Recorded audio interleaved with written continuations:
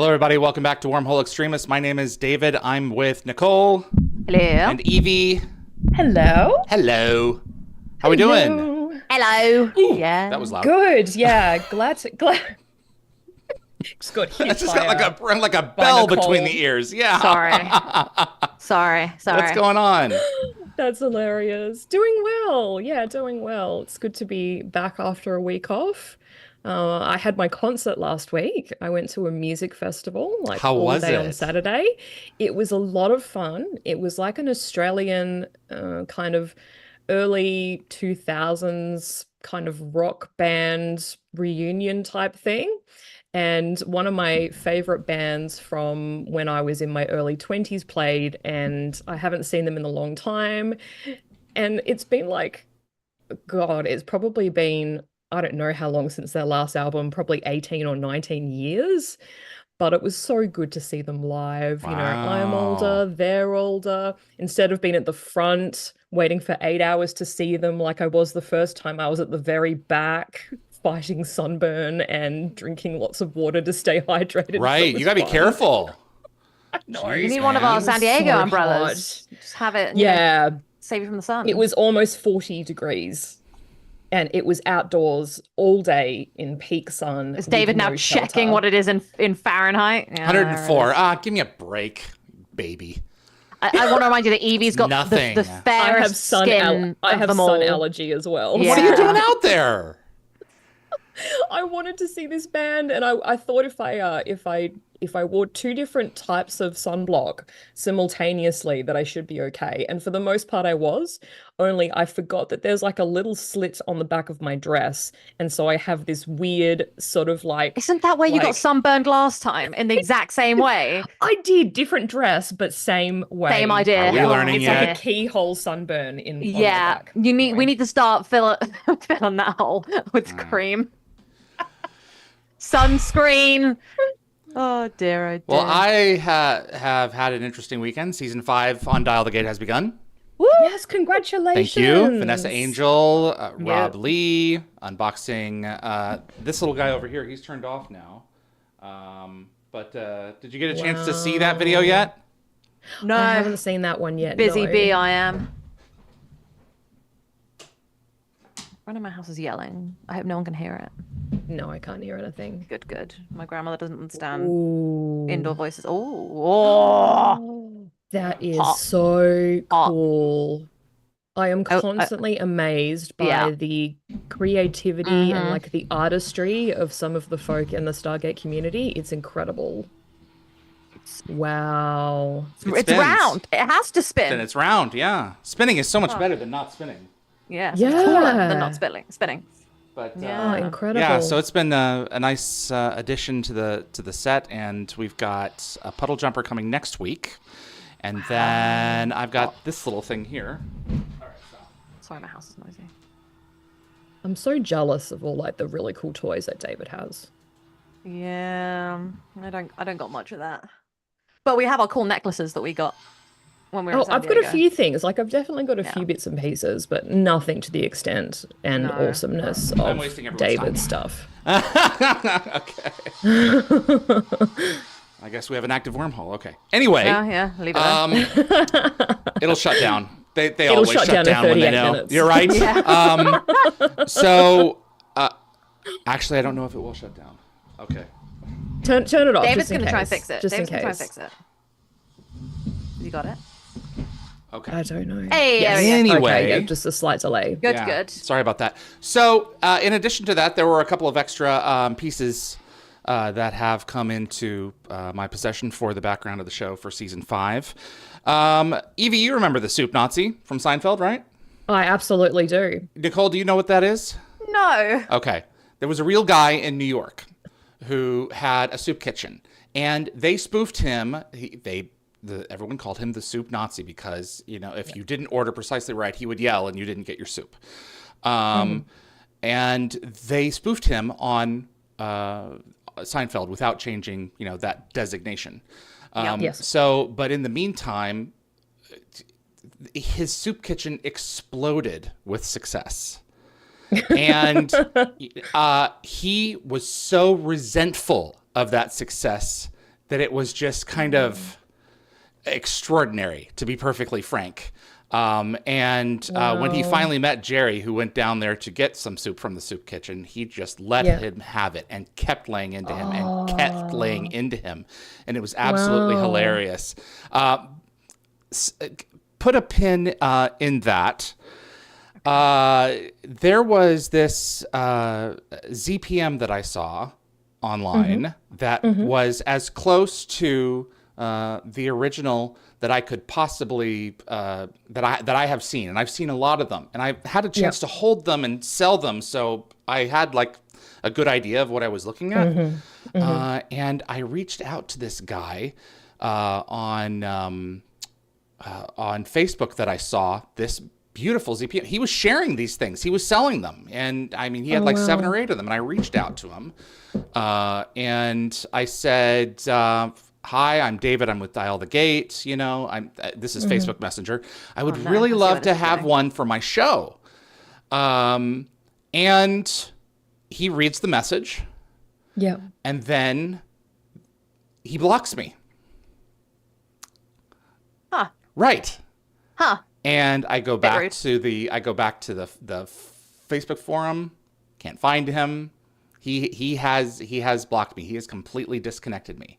And it's like, I'm so confused. well, that's really strange. Yeah. And I really love a challenge. I know you do. So it's like, you know what? I'm going to make him take my money. That's right. Oh. So I reached out to my friends, Kate and Danny. Yep. Oh, no. And maybe it was just, he just didn't want to sell anymore. They're like, hey, you know, I'd really love to get a ZPM for my husband. He was like, sure, mate. He's Australian. Sure, mate. I'd be happy to help. What can I do for you? This and that. And I'm like, mother effer. Like, I don't know what I did to this guy. And it doesn't even matter. Dude. But here we go. So, you won. Yeah. So David won. And wow. You have no idea what I went through to get the darn thing. Yeah. Shipping it to a couple of different locations. Done. He has done great work. Except ignoring you. Yeah. You know what? Hey, all's fair. His customer service is lacking. Right, but his really weird. design So abilities water under are the bridge. incredible. His product is great. There's a little bit of a flicker, as you can tell, that I cannot see with my own eyes, but the camera I can't is see it picking from up here right now. So well, you I will saw when I something put for it a back. second. When I put it further away, Right. it'll become a little bit more apparent. But I mean, you can't see it with your own eyes. You could. It's something to do with the frame rate. Yeah, I see it now. So Right he's there. done a really good job of recreating the microcircuitry. It's pretty close. He used some kind of something that like bubbled here and there and like made bigger and smaller passes rather than just making it look like a circuit. And the top is wrong, but It's still pretty. it's still darn pretty. You know, the side view is really hard to tell the difference. Yeah. So How many ZPMs do you have at this stage? Yeah. do I have? Do you have enough to Yeah. power Atlantis? More than No, one? I've been No, waiting. you've shown off more than one. Right. haven't you? SG-1 Props is okay. working on one, but in the meantime, I wanted one for my set, and I was like, you know what? I really want this, guys. And so I had to go through hoops. congratulations. So yes, Yeah, thank you. congrats. So thanks, Danny and Kate, for connecting with this guy. And Yeah. if you want to not harass him, but also send him money, he is on eBay under Niche after 9 p.m. NICH after 9 p.m. And on Etsy, he's Supernova 3D Australia. And so that's right here on the screen now. He's on Supernova 3D Australia. So I feel like I should say it now before David gets annoyed at me later. Yeah. I thought it was me, so I've messed with my sound settings. It's not. David, you're sounding a bit quieter or like a bit distant. On I your mic. sound distant. Yeah, it sounds like it's not coming this through better? your mic. Sounds like it's not coming through your mic. Oh, well, That's what it sounds may not be. Hang on, just a Sounds second like you're here. coming through your computer. I don't Yeah, know. I see. I I see just what want to you mean. make sure because I'm noticing there's not really much of a difference when you move your mic around. And so I'm thinking that maybe How's this? It's not double. your Testing, one, that's two. better. Okay, The good. sound wasn't Perfect. being amplified. Thank you. Okay, yes, yep. Yeah, Yeah. I thought I pointed that before we go on to the actual episode, and I really can't hear you. So he doesn't have any ZPMs listed right now, but please help me complete my revenge and buy all his products. and reach Weirdest out to him revenge. and buy him Let's as like the much nicest from him as form much as of possible. He revenge. has a lovely Sodan cloaking device and everything else here, that and would be someone so just cool. don't. Some people just don't know a good thing when it hits them in the face. So Yeah, I don't understand why Yeah. you've been blacklisted. That's I don't strange. know, but I think Yeah. it's hilarious. I think it's so funny. absolutely Well, hilarious. Revenge yeah. is just succulent. Revenge. All right. Revenge is best served by giving someone money for their product. That's Yeah, that's exactly what right. Especially that on a when they're shirt. working everything that they can do to make sure that they can't have your money.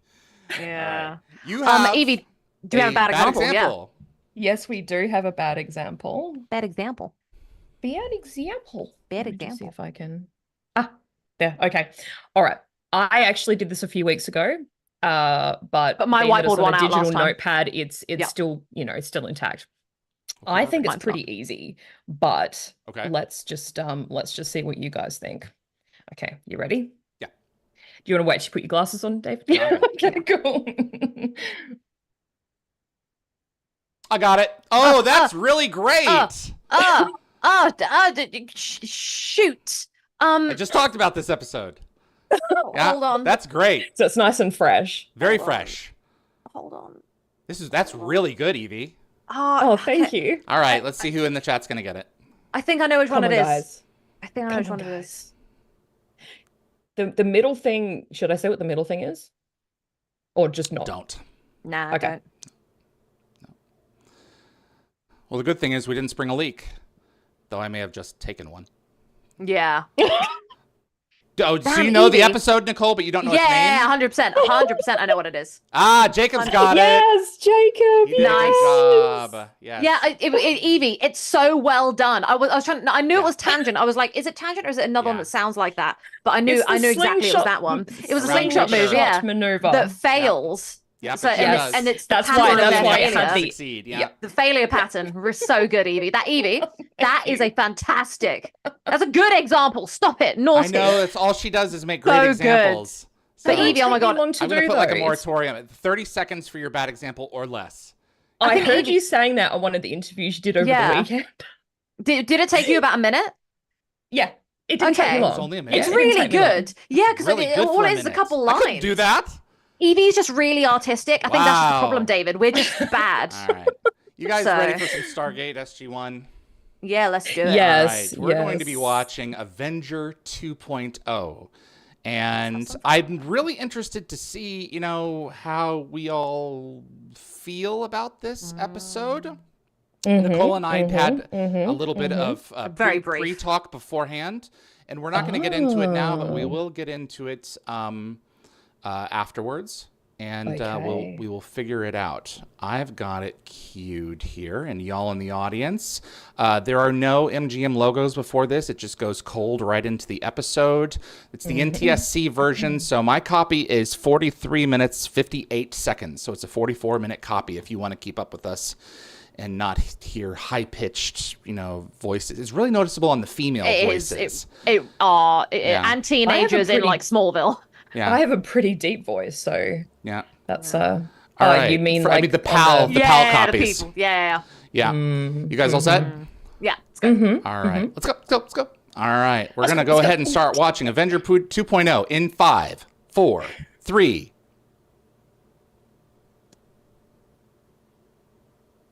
Welcome back to Wormhole Extremists. My name is David. I'm with Yvie Hello. and Nicole, Hello. and we're savoring the moment with Jay Felger and team in Avenger 2.0. This is a previously on setting us up for our new adventure.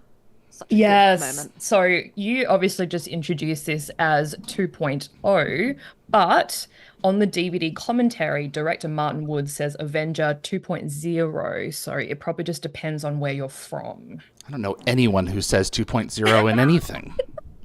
But good to 0.1 know. Module. Yeah. Yeah, but that's the phrase 2.0. So yeah, Oh. it's obvious. Oh yeah. Yeah. Lunacy. Yeah. An yeah. 0 point module. Come on. An O point module. Imagine. Yes. Yes. So I think it's worth noting that Patrick McKenna, he had to adjust his approach for this episode. So he arrived on set expecting to be reunited with John Billingsley, only to Oh, discover he was actually flying solo. So he Yes. kind of shifted And with from Chloe. a buddy comedy, yes, to this more character-focused story centered on his interactions with Sam. But despite this dynamic, or despite missing that dynamic, Patrick did later share that working closely with Amanda was an incredible experience. And this is Jocelyn Lowen or Lewin playing Felga's assistant, Dr. Chloe Angstrom. I always thought it was Armstrong, but it's Angstrom. Yeah. Her character name is actually quite fitting because an angstrom is actually a unit of measurement equal to 1/10 billionth of a meter, named after a Swedish physicist. One I ten thought that was billionth of a interesting. meter. That's interesting. So Yes. how many angstroms are between Earth and the moon? I have absolutely no idea. And I think while this is a small role, she's primarily known for her voice acting work, which makes sense because she's got a very cute voice. yeah. And she features particularly in animation. And she's voiced multiple characters across 98 episodes of a TV show called Littlest Pet Shop, which actually also featured Michael Kopsa from he was General Kerrigan. Ah, Okay, very good. For the record, the moon is 3.84 to 10 to the 22nd angstroms away from the Earth. Lord. Oh, gosh. Put that in the next trivia. So photon torpedo, Star Trek reference. It doesn't Yeah. look like a And- torpedo launcher, but okay. No, it doesn't. And Jack just called him Folger, which is actually a popular coffee brand. But it kind of seems oddly appropriate for someone with his like jittery overenthusiasm. Yeah, yeah. Yeah. I get my cup of Folger from McDonald's, which is apparently, Evie, a popular fast food restaurant, too. So Oh, I didn't know that. What do they sell? I don't know, Evie. What does Folgers sell? Come on. Okay, so I was reading. I love how she's hiding behind Jack, but Right. apparently that was not scripted, Oh. or some of it wasn't scripted. So according to the production notes for this episode, the sparks were actually an unexpected malfunction during filming, and I think it means these sparks here. Oh, so they just, it so just kept her- on going. Okay. Her reaction is quite natural, jumping behind Oh, RDA. yeah, she touched him. I love it.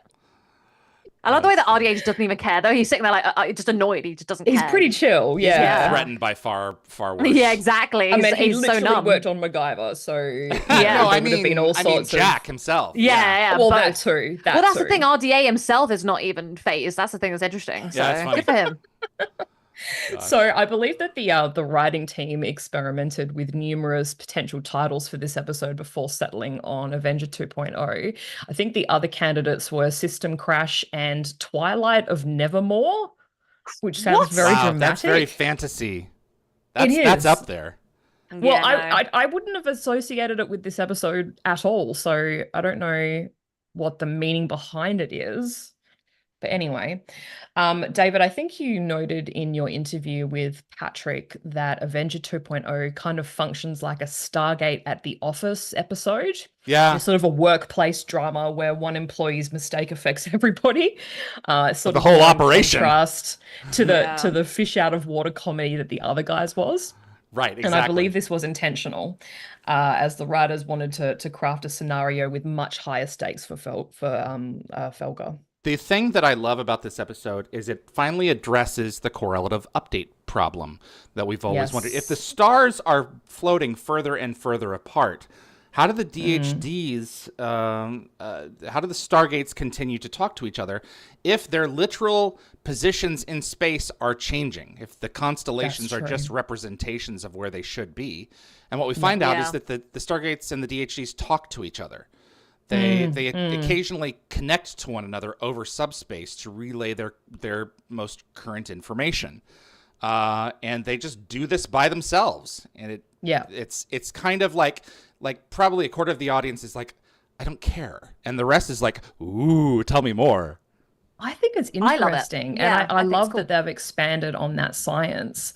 I was going to say as well that in the background there is Evil Kenny, the props master. So Kenny. we Ah, it's actually Kenny. missed a bit of a detail there with the impressive tracking shot as they were walking into the briefing room. Mhm. And I think in one of your interviews with Martin Wood, he revealed sort of a behind the scenes secret. It was filmed as one continuous shot moving through the control room. Wow. And into the briefing room, and the B camera operator, Nathaniel Massey, was walking backwards up the like through the area. Oh, sorry, And I I think blew the it. real no, it's all right. The real movie magic happened with the briefing room table. That's Yes. where Martin had the carpentry team literally cut the table in half and install latches on it. So when the camera passes through the middle of the table and then turns around, Evil Kenny was in the background dressed as an airman, and he pushed the table halves back together and Amazing. latched them back together mid-shot. And it's Yep. sort of an impossible camera move that looks seamless on the screen, but So required cool. a lot of stagecraft to pull it off.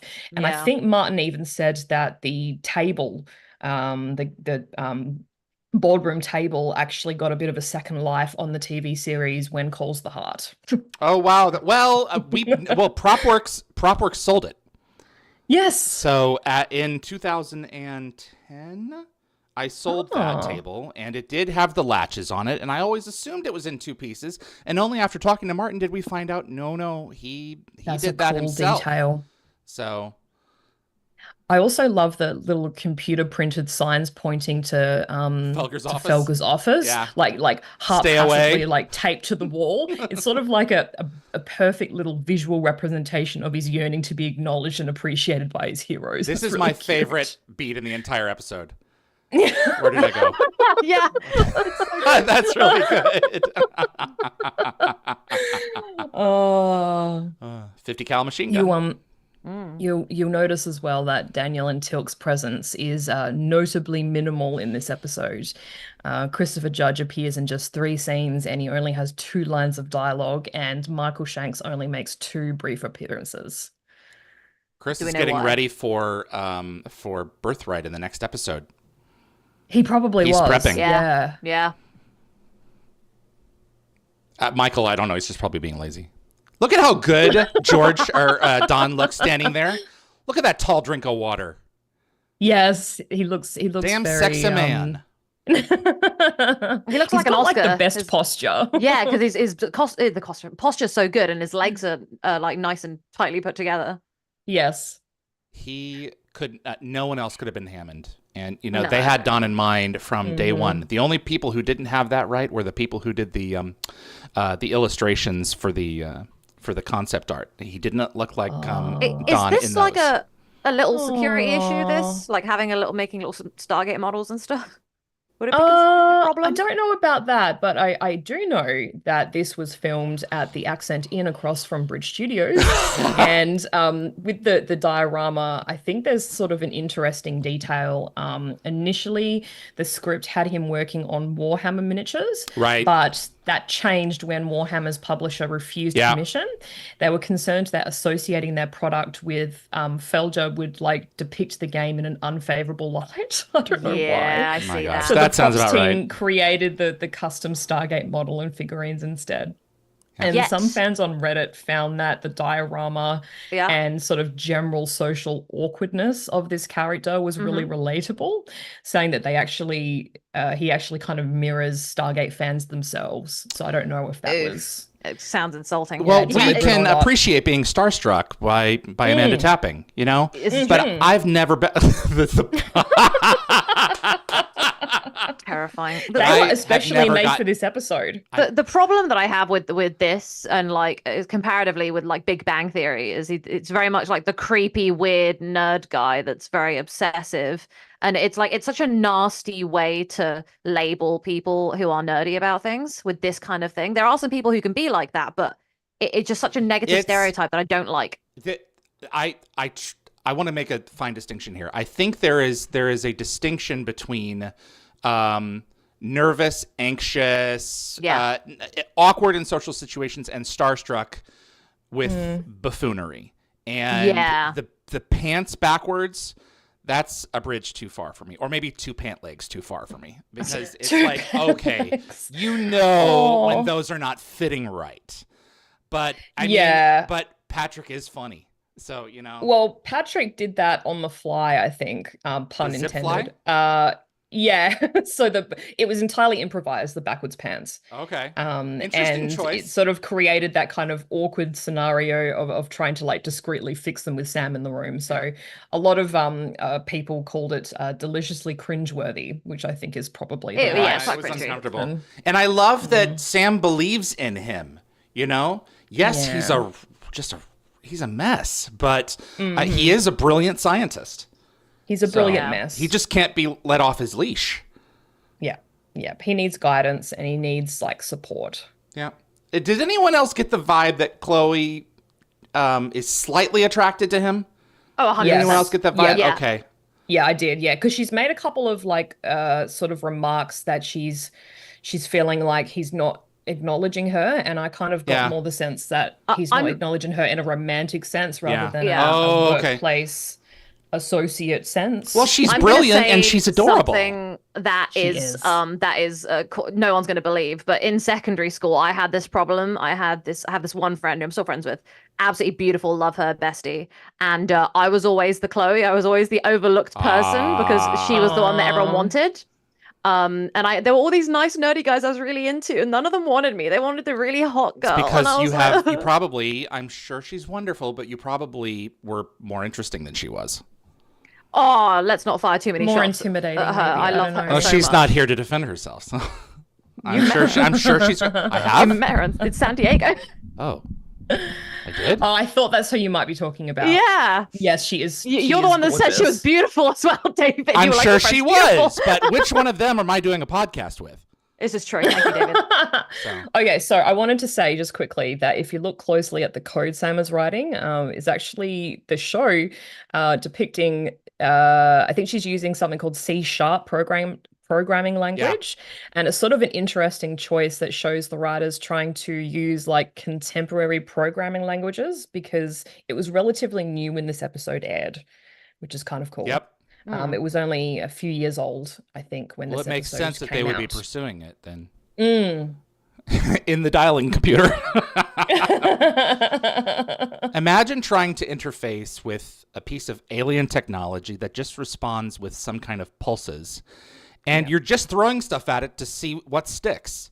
And then you break it. I mean, what the heck do you do? You know, there isn't an ancient owner's manual for it anywhere. Maybe there's no ancient tech support. Right. Maybe the Atlantis database had one, but we never knew. No. Now, you know what? I'm going to say the same thing I always say, which is Oma was there and she has touched the computer a little bit and fixed the problem. Lewis Cox said, "Damn, David, what?" Firing shots at my best friend. Oh. I love her. She's incredibly smart, beautiful. I love her. That's it. I can hear the shovel. It was 7 years ago. I don't remember. Okay. Well, don't stop talking. I'm not. I'm listening. Oh, okay. Well, I can't hear. Someone talk to me. Okay, so you'll notice Martin Wood in a second checking Sila's eye as Felgo rushes past. It's just the back of him. Oh, so he got beat up again. Oh, goodness. Yeah. Brilliant. Wasn't he just in a gurney a few days ago? Or in a medical bed? He's always in something. Yes, he was. That's so funny. Yeah, he was. Wow, that must be the quickest puddle shot we've ever seen. We'll also be hearing Martin Wood again in a second. He provides the voice of Thelas, the Tok'ra that Oh, he did. I didn't know that. I never knew. It doesn't sound like him. I think they've got like a flange. Oh yeah, flange on his voice. Or a warble or a wah-wah. Yeah, those are technical terms.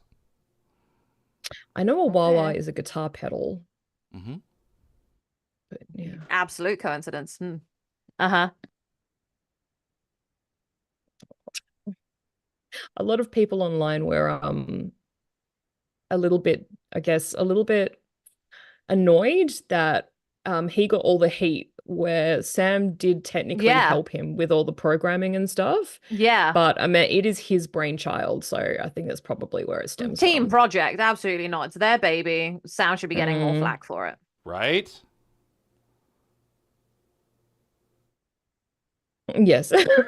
That'd be ridiculous. I'm not gonna lie, right? SG-1 has screwed up like some pretty. They've done some bad stuff. I mean, Yeah. want to bring back the black hole situation? Awkward.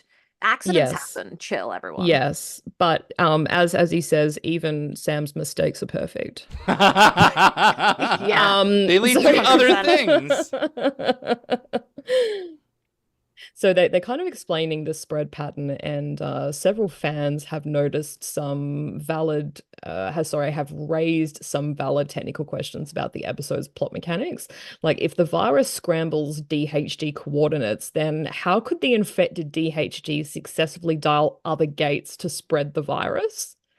And also, like, how does the SGC manage to maintain communication with stranded off-world teams through gates that supposedly don't work? Yeah. The gate and the DHD are separate things, I would think. So if they're Maybe. dialing out, they can communicate with that gate, but the DHD can't dial in. Yeah. But yeah, once I'd they say that's a good transmit that excuse. information to another DHD, I would think it would make that DHD inoperable only. So Yeah. every DHD that they communicated with, they could F up, but it can't unless it's designed to connect with that connect with a DHD, another Stargate, send the information, and then after that execute the program, like then close and restart it. Yeah. I don't know. I don't know. You got to buy it. Yeah. You do. Yeah. So that was Martin Wood, as I mentioned before. Oh, okay. I love the way they all go to do it, and the Yeah. other two come in They know what later. they're doing. So funny. It's very cute.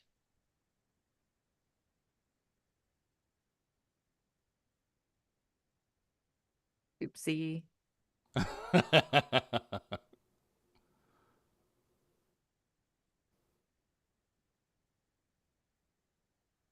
Yeah. He looks embarrassed. Oh, sure. Yeah. I mean, when I make mistakes at my work, the first thing I do is don't tell anyone, try to figure it out and recover. And then after I've already fixed it, I then go tell my manager and I'm like, hey, I screwed up, but I fixed it. You're welcome. And then that's it. Oh, okay. So it's like post-disaster. Yeah, I tell him after and if I can't fix it, I then tell him what happened. When I was at PayPal, there were a few things that you could not do in the PayPal backend once they were done. You could not undo them. You could not reverse a refund when the money had already gone back to a customer, and a couple of other things, like you couldn't undo the refund once the refund had been initiated. And I had filed a dispute and gotten it wrong and refunded the customer when I meant the money to go the other way. And my boss was like, "What are you going to do about this?" And I thought about it as like, I'm going to lock their account. And so they called in and they're like, "Why is our account locked up?" And there was a note on the file saying what you had to do to get your account unlocked. And they restored it was about $5,000. And so they resent the payment and they got their accounts unlocked. Nice. Oh, So- that was a bit of creative problem. Right. Yeah. There was no other way. I mean, Yeah. that was the only lever that I could pull on at that point. So. Yeah, I've had similar things at my work as well. Yeah. Yeah. Yeah, Kevin says certain firmware updates require a restart before they would take effect. I would think, pretty much all of them would, but yeah, maybe not. Yeah. Accessible channels brought up that we can watch this on Discord and share through there. Yeah, we choose not to because we want to try and support people purchasing Stargate DVDs or buying it through Amazon itself digitally or something. So yeah, just doing that. That's why we don't. Yep. We encourage you to have your own copy. Yeah. Or stream it on Netflix or whatever. That's true too. Yeah. This day and age, it's pretty easy to get a copy of the show. Yeah. Oh my gosh. This gets progressively weirder as it I've goes never along done the here. paper bag. No? I feel like that just doesn't help. No, because if it's like you're just breathing in Carbon your own monoxide. carbon dioxide or Yeah, whatever. yeah. Silly. Yeah. Well, you're lowering lightheaded. you're lowering the so alkalinity increases the more you breathe in oxygen. So you're trying to increase acidity, lower the alkaline levels. So. So he just mentioned Mr. Hoffman in his example, and that was borrowed from Joe Malozzi's real life high school teacher. Oh, really? Brilliant.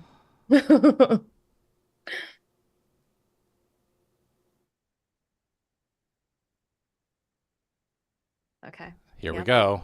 Yeah.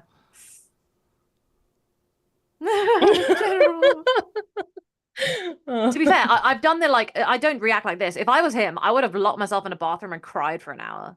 You know, so you at have least he's still trying to fix it. disabled a Stargate network that has ticked around along swimmingly for millions of years. That's really That's pretty impressive. Though. He extraordinary. broke it in a really good way. It is, like good yeah. job, man. Now they know. Like now they're going to figure out how it truly works, and then how to fix it in the future in case anybody else figures out how to screw it up. You know, so. I wonder if they shot this footage in the revisions episode. Yeah. Oh my God, you're right. It's Probably. the same It's trees. the same trees. It does look like the same tree. Just rotate them. Rotate the camera. It's a different set of trees. I love where they're saving money. Yeah, David, you are so right. I think you're right. Definitely appears to be the same location. Uh-oh. It's not his virus. It's also Sam's virus. Oh. You nit. There we You go. nit. Anyway. Of course, he's not going to be mad at Brown-nosing. him. Oh, gosh. He doesn't know I'm here. He doesn't care. Thank you, Sam. And now they're stuck.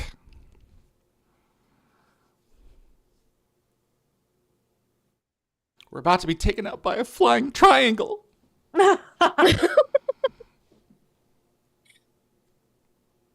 Oof. Uh-oh. Oh, I think Patrick does a really good job in this episode. I think he's great. Is this the episode where Daniel's on the planet that's flooding? Yeah. Yes, Okay. yeah. And it kind of looks like I was trying to figure out whether it looked like he was being like pounded with water in real life, and I think he was. I bet. Sorry. Those are Jack's plans from the fifth race, Yes, I along was gonna with bring that up. the Yeah. That's cool. the actual blueprints for the DHD. Such a good idea to call that back. Yeah.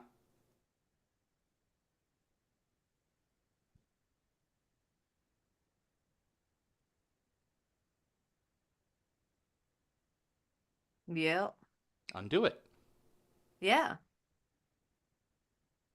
Because it's the same, it's like when you create a password, you're using a certain encryption. Like if you can figure that one out, then you should be able to decode all the rest.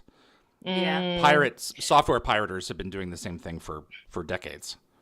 So Chloe's math was a little bit off. So she mentioned the number of possible gate addresses, but there's kind of I think there might be a mathematical error. So she includes all 7 symbols as variables, but technically the point of 6. origin symbol is Yeah. always fixed. So they'd only be randomly selecting 6 symbols, not Yeah. 7. So making the actual total number of combinations smaller than what she claims. And Well, we all make mistakes. And it would only allow for 39 Stargates in the network too. That's always been my issue with it. Because you go on other planets and you see the Earth symbol. You should not see the Earth symbol on other planets. No. What was that? I don't His remember. mobile? What? Oh, okay. But, Oh, it's Sorry, his what? mom.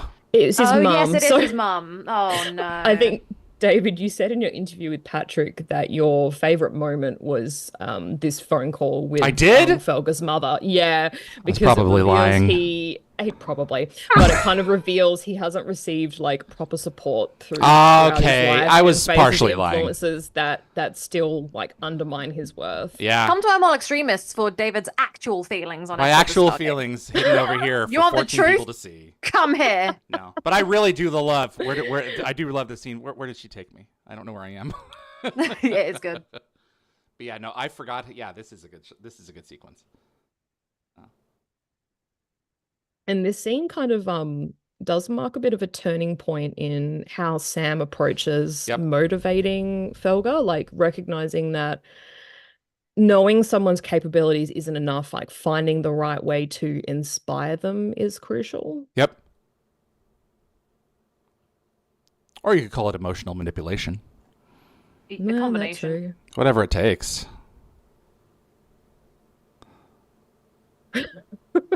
I really struggle to do my work sometimes if I don't have the right kind of motivation.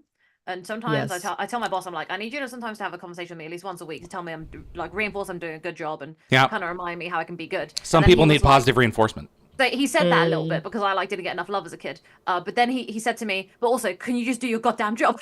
And I was like, that's fair too. Yeah, if you've not been doing that, that is also crucial. So. I was doing my job, but he was like, I shouldn't have to hold your hand. I'm like, sometimes like, yeah, I need it. So Yeah. Oh, good point. I'm not perfect Yeah. either. yeah. Even your mistakes are perfect.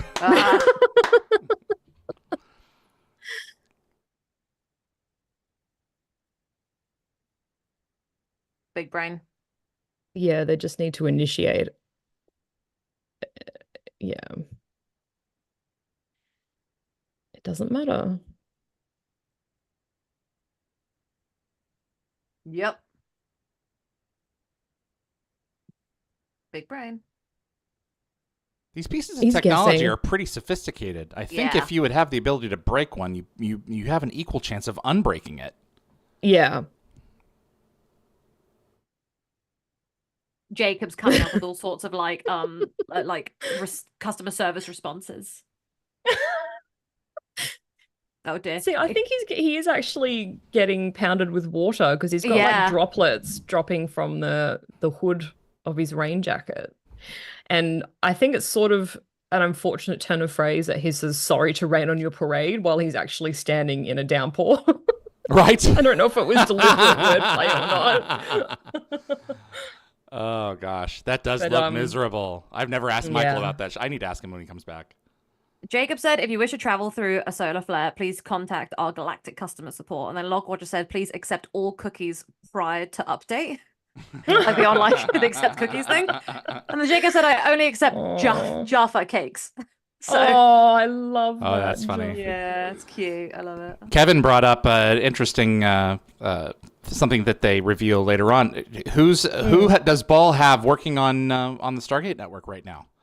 Nerus. Nerus. That's right. Oh, that's true. I didn't even Yeah, think about that. that's one of the first things he says. He's like, did Ball not mention that I did that? And then they're all like, So no, like you never him. came up. Yeah, that's so like him. They told me you were coming. I didn't believe them. I said, I don't believe you. That's my favorite line from him. He could have switched. So- He could have switched to flange, and he didn't. So, David, I think you said again in your interview with Patrick that you appreciated Sam's line about Felger being like a screw up, but also a brilliant scientist, I guess. showing that like it's possible to acknowledge like both aspects of a person. Yeah, I suppose so. So, yeah. I'm kidding. Yes, I did. Absolutely. I like that David's like begrudgingly answering this. It's great. I have mixed feelings about this episode. Is as mixed as a bag of white bread. Can I just say that I think I said this last time during the other guys, but I think that Felger, I'm really into him. Like I was talking to my boyfriend about it in the car actually. He was like, "Why did we pick people that like weren't our usual thing?" And I was like, "Yeah, I like this nerd, sad, Really? and confused. I something about him is just so fumbling and cute and dorky and adorable. Do you want to fix him? Yeah, just wanna give she him a big wants hug. to fix him all right. Give him a big hug. I'm sure he's dynamite in the sack, by the way. Yeah, and instead I've got like a 6 foot, really like, beautiful boyfriend who's got like a six Eastern pack. European, yeah. Yeah, it's like, oh no. Hilarious. So this scene was filmed at Tynehead Regional Park in Surrey, and I kind of like the symbolism here in the feeding of the non-existent ducks. Yeah. Especially Yeah. coming right after Felga's like sitting duck comment about Earth's vulnerability. So I think it's like such a perfect visual metaphor for his character, like I think it's a play earnestly on going through. his play on his uselessness.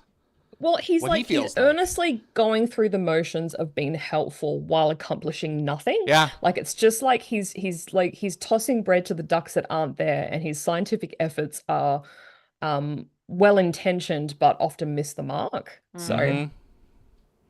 He just needs someone to point him in the right direction. he does. Lockwatch And just I said think this is Tynehead Regional Park. Sorry. yes, yeah, There you that's go. what I said. Yeah, Tynehead Yeah. Regional Park.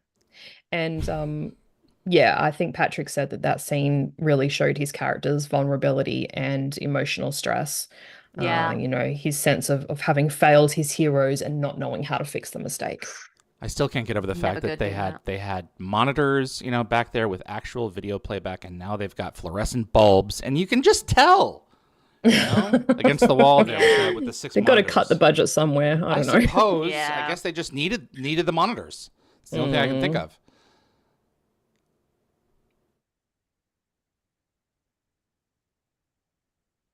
It was not us. It was Bocce. I just was good. Budgie. I just realized as well that I've been like switching between Felga and Felger, much like Like they Jack. do. Right? Yeah, it's hard to get it right. Which is it? Yeah. Well, if you think about it, like the Millennium Falcon is also the Millennium Falcon, and it goes depending on Falcon, the yeah. mood, Well, yeah, goals, Harrison always yeah. called it Falcon. Yeah, I call it Falcon. Yeah. So I'm right. I say Millennium Falcon because I'm English. I say Falcon because it's an A, not a U. Yeah. Not Falcon. Yeah. He's got to go, though. Mm. I zadded a Jaffa. I zadded So a just proud of one you. single. Things are going to happen. You need to be there to think on the fly. So, and Okay, if so there are apparently- people coming, like Jaffa coming, you're going to need backup. Exactly. Apparently, the duct tape that he just packed into his bag is a deliberate nod to Patrick's role in Yep. the Red Green show, and the props team sort of planned that visual reference, and they kind of deliberately focused on the tape first. Of course. Now that's a bag. That is a bag. The antivirus. That might help. I'd take another copy Yeah. just in case he snaps that one in two. Yeah. Exactly. Yeah, it's a disc. I wouldn't trust it. Oh wow, I forgot. She's going for Oh, it. yeah. She yeah, is. If in case I don't make it back. So for a brilliant scientist, he's very terrible at chemistry. Yeah.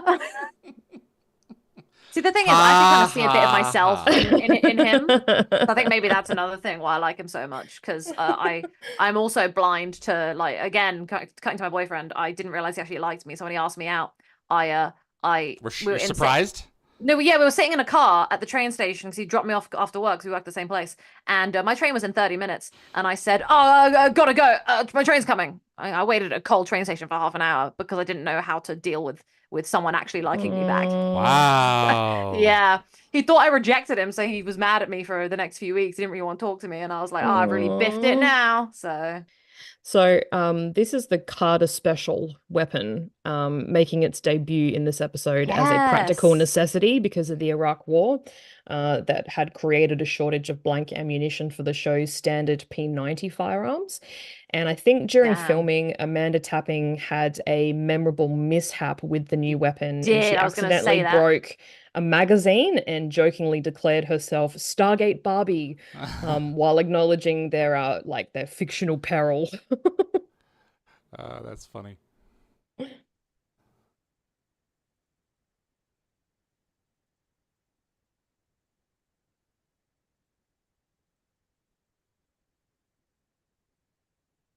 Yeah, we've got no Yep. Who did she choice. take? Eh. I wouldn't have either. This is our screw up. We've got to fix it. Yeah. Yeah. Inspired with confidence. I think that's the second time we've seen that now. So the first was Teal'c Interrupted, otherwise known as 48 Hours. Teal'c Interrupted, yeah.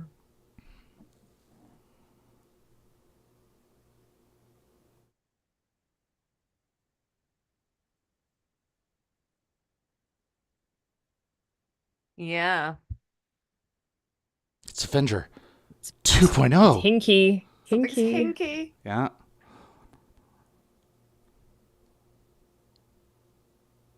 Who could do that and Yeah. why? So some Reddit fans were impressed by Baal's like rapid response to the virus. They sarcastically noted that the Gwowol sort of managed to identify and rewrite the virus incredibly fast, and then someone else said he's Yeah. truly a god. Right, exactly. Jed Ted says, "What the heck is an aluminum falcon?" Great reference. You get your 7'2" asthmatic ass back here right now.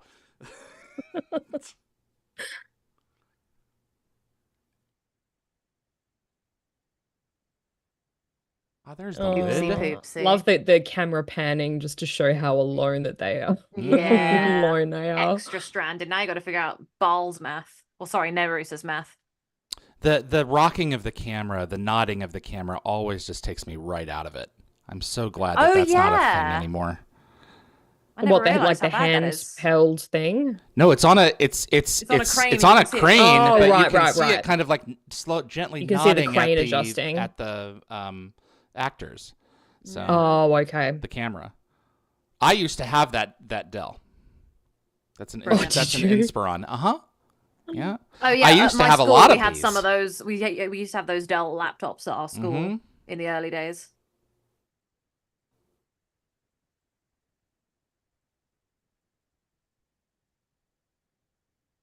Have to swim back home. Yeah, I was going to say he should probably start building an ark. Brilliant. A submersible arc. He's If he wants to get back.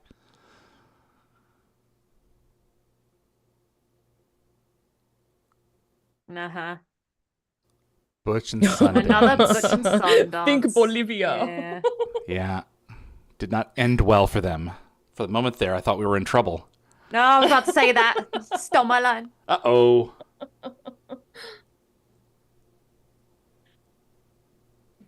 We're being hunted. And the bush is straight Think ahead. Bolivia. Yeah. It doesn't help when you've got all those cables like sticking out of the DHD. Big sus. Mm,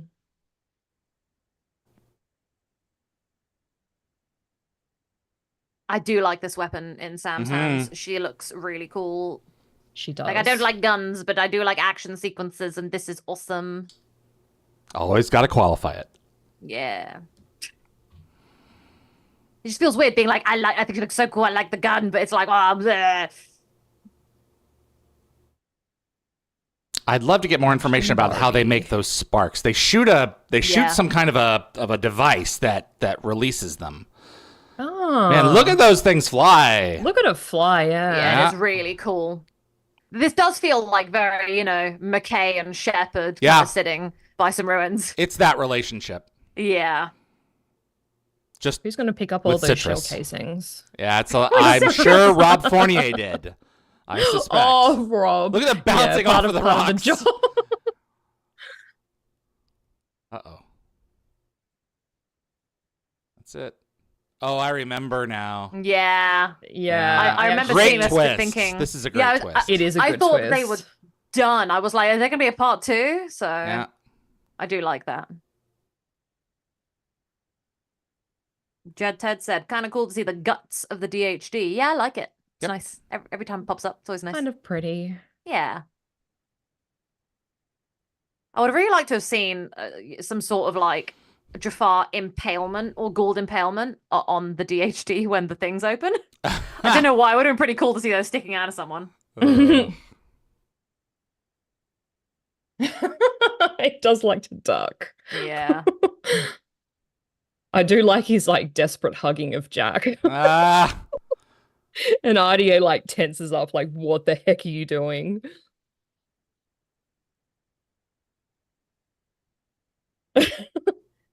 It's him with his own hands. Brilliant. Didn't Patrick say that they did that a few different ways?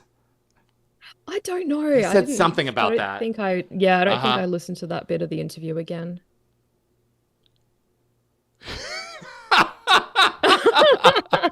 You're my hero, though. To be fair, he's not military. He's gonna be panicked about it. Cut him some slack. He's a civvy. Yeah. Yeah.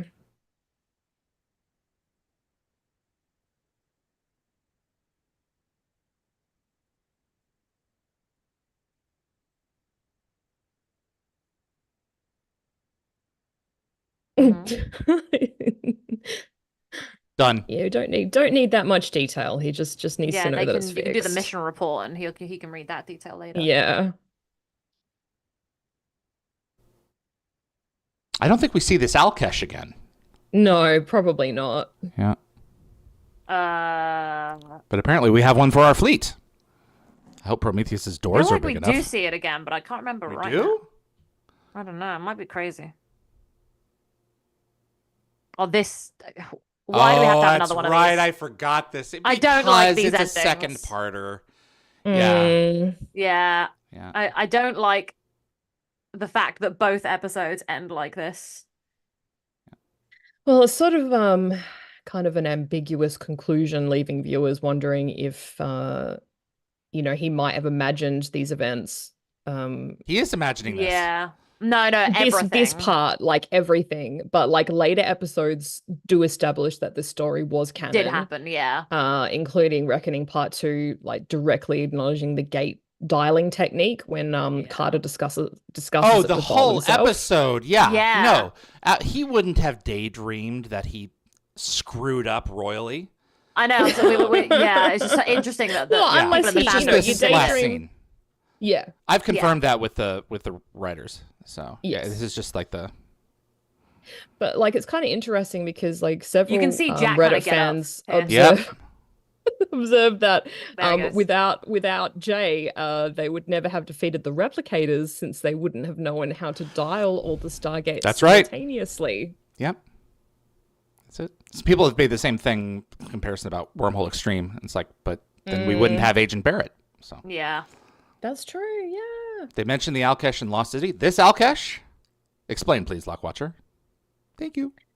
So, co-writer Joseph Malozzi himself actually later expressed some regret about this episode, noting that it was one of those episodes he wishes that he could do over. Really? But I think Oh. generally it was relatively well received. I think it got sort of a moderate 6 out of 10 rating on TV Guide or Dreamwatch or something, and the fan reaction is like so similarly divided, with some appreciating the comedic effects while others felt that it lacked the chemistry of the original appearance of this character.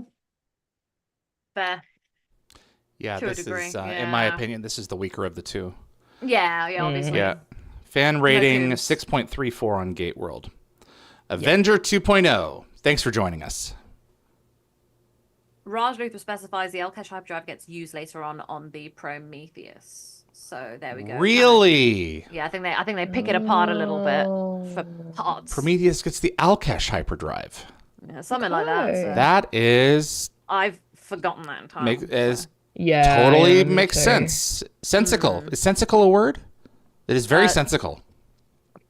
I don't know. I know Well, it should be if it's nonsensical, not. Interesting. Yeah, I like it. Add it to the dictionary. Sensical. Comparative, more sensical, superlative, most sensical. Rare usage. Yeah, there we go. There you You're go. rare, David. Well You're done. rare. Congratulations for your rare usage. Who wants to go first? Dave, do you want to go first? I need a I'll second. go first. to- I'll go first. You need a second to collaborate. So I have mixed feelings about this episode because I have always been a big Patrick McKenna fan, but at the same time, an actor can elevate a bad script a bit. Yeah. But if I'm not crazy about this episode. I wish I'm a huge fan of the character Reg Barkley in TNG, and I wish that they had kind of approached it in that direction where he's just awkward. He's awkward, but he's not a buffoon. You know? He's just frightened in social situations. and has a lot of phobias. And with this guy, they're kind of dialing back and forth between awkward and just loser. Inept. And Patrick McKenna is not a loser.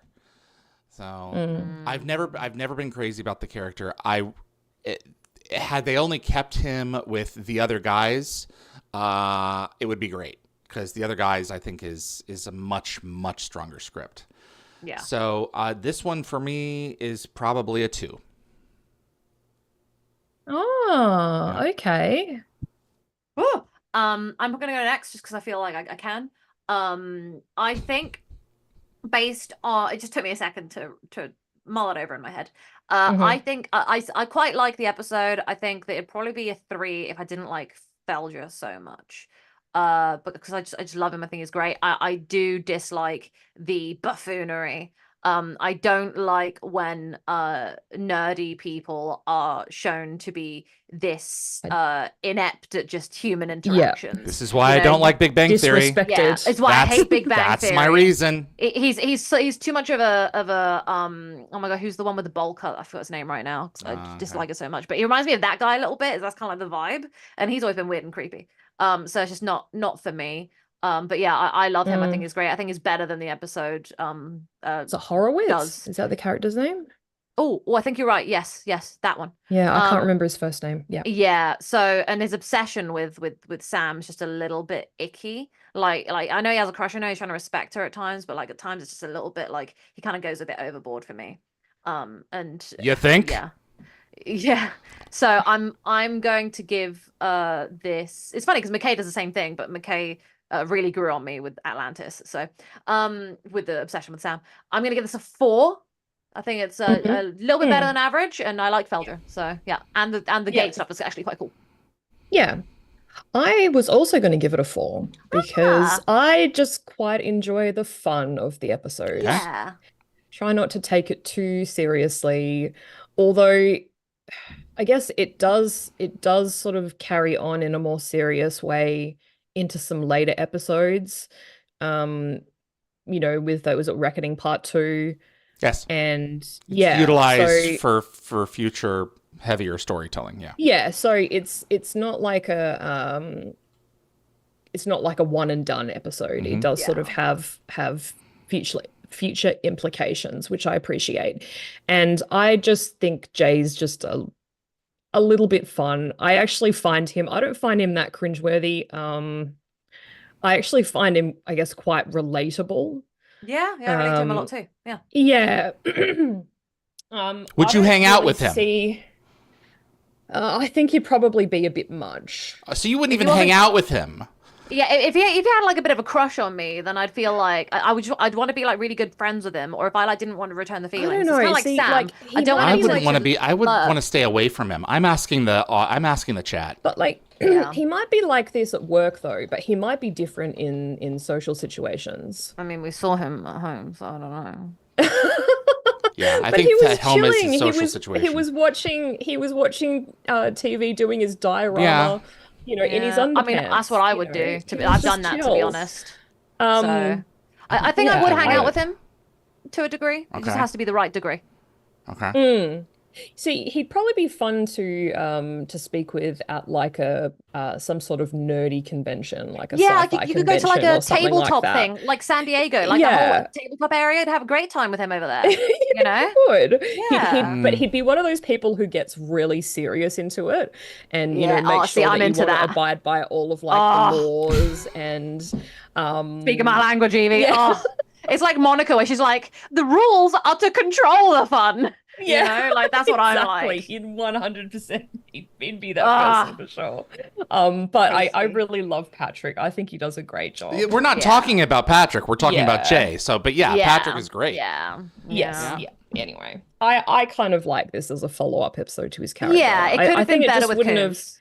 I think it wouldn't have felt complete just having him in that one episode, in my opinion. But it is definitely missing that sort of buddy comedy thing that he had going on with John. They did really mesh very well together.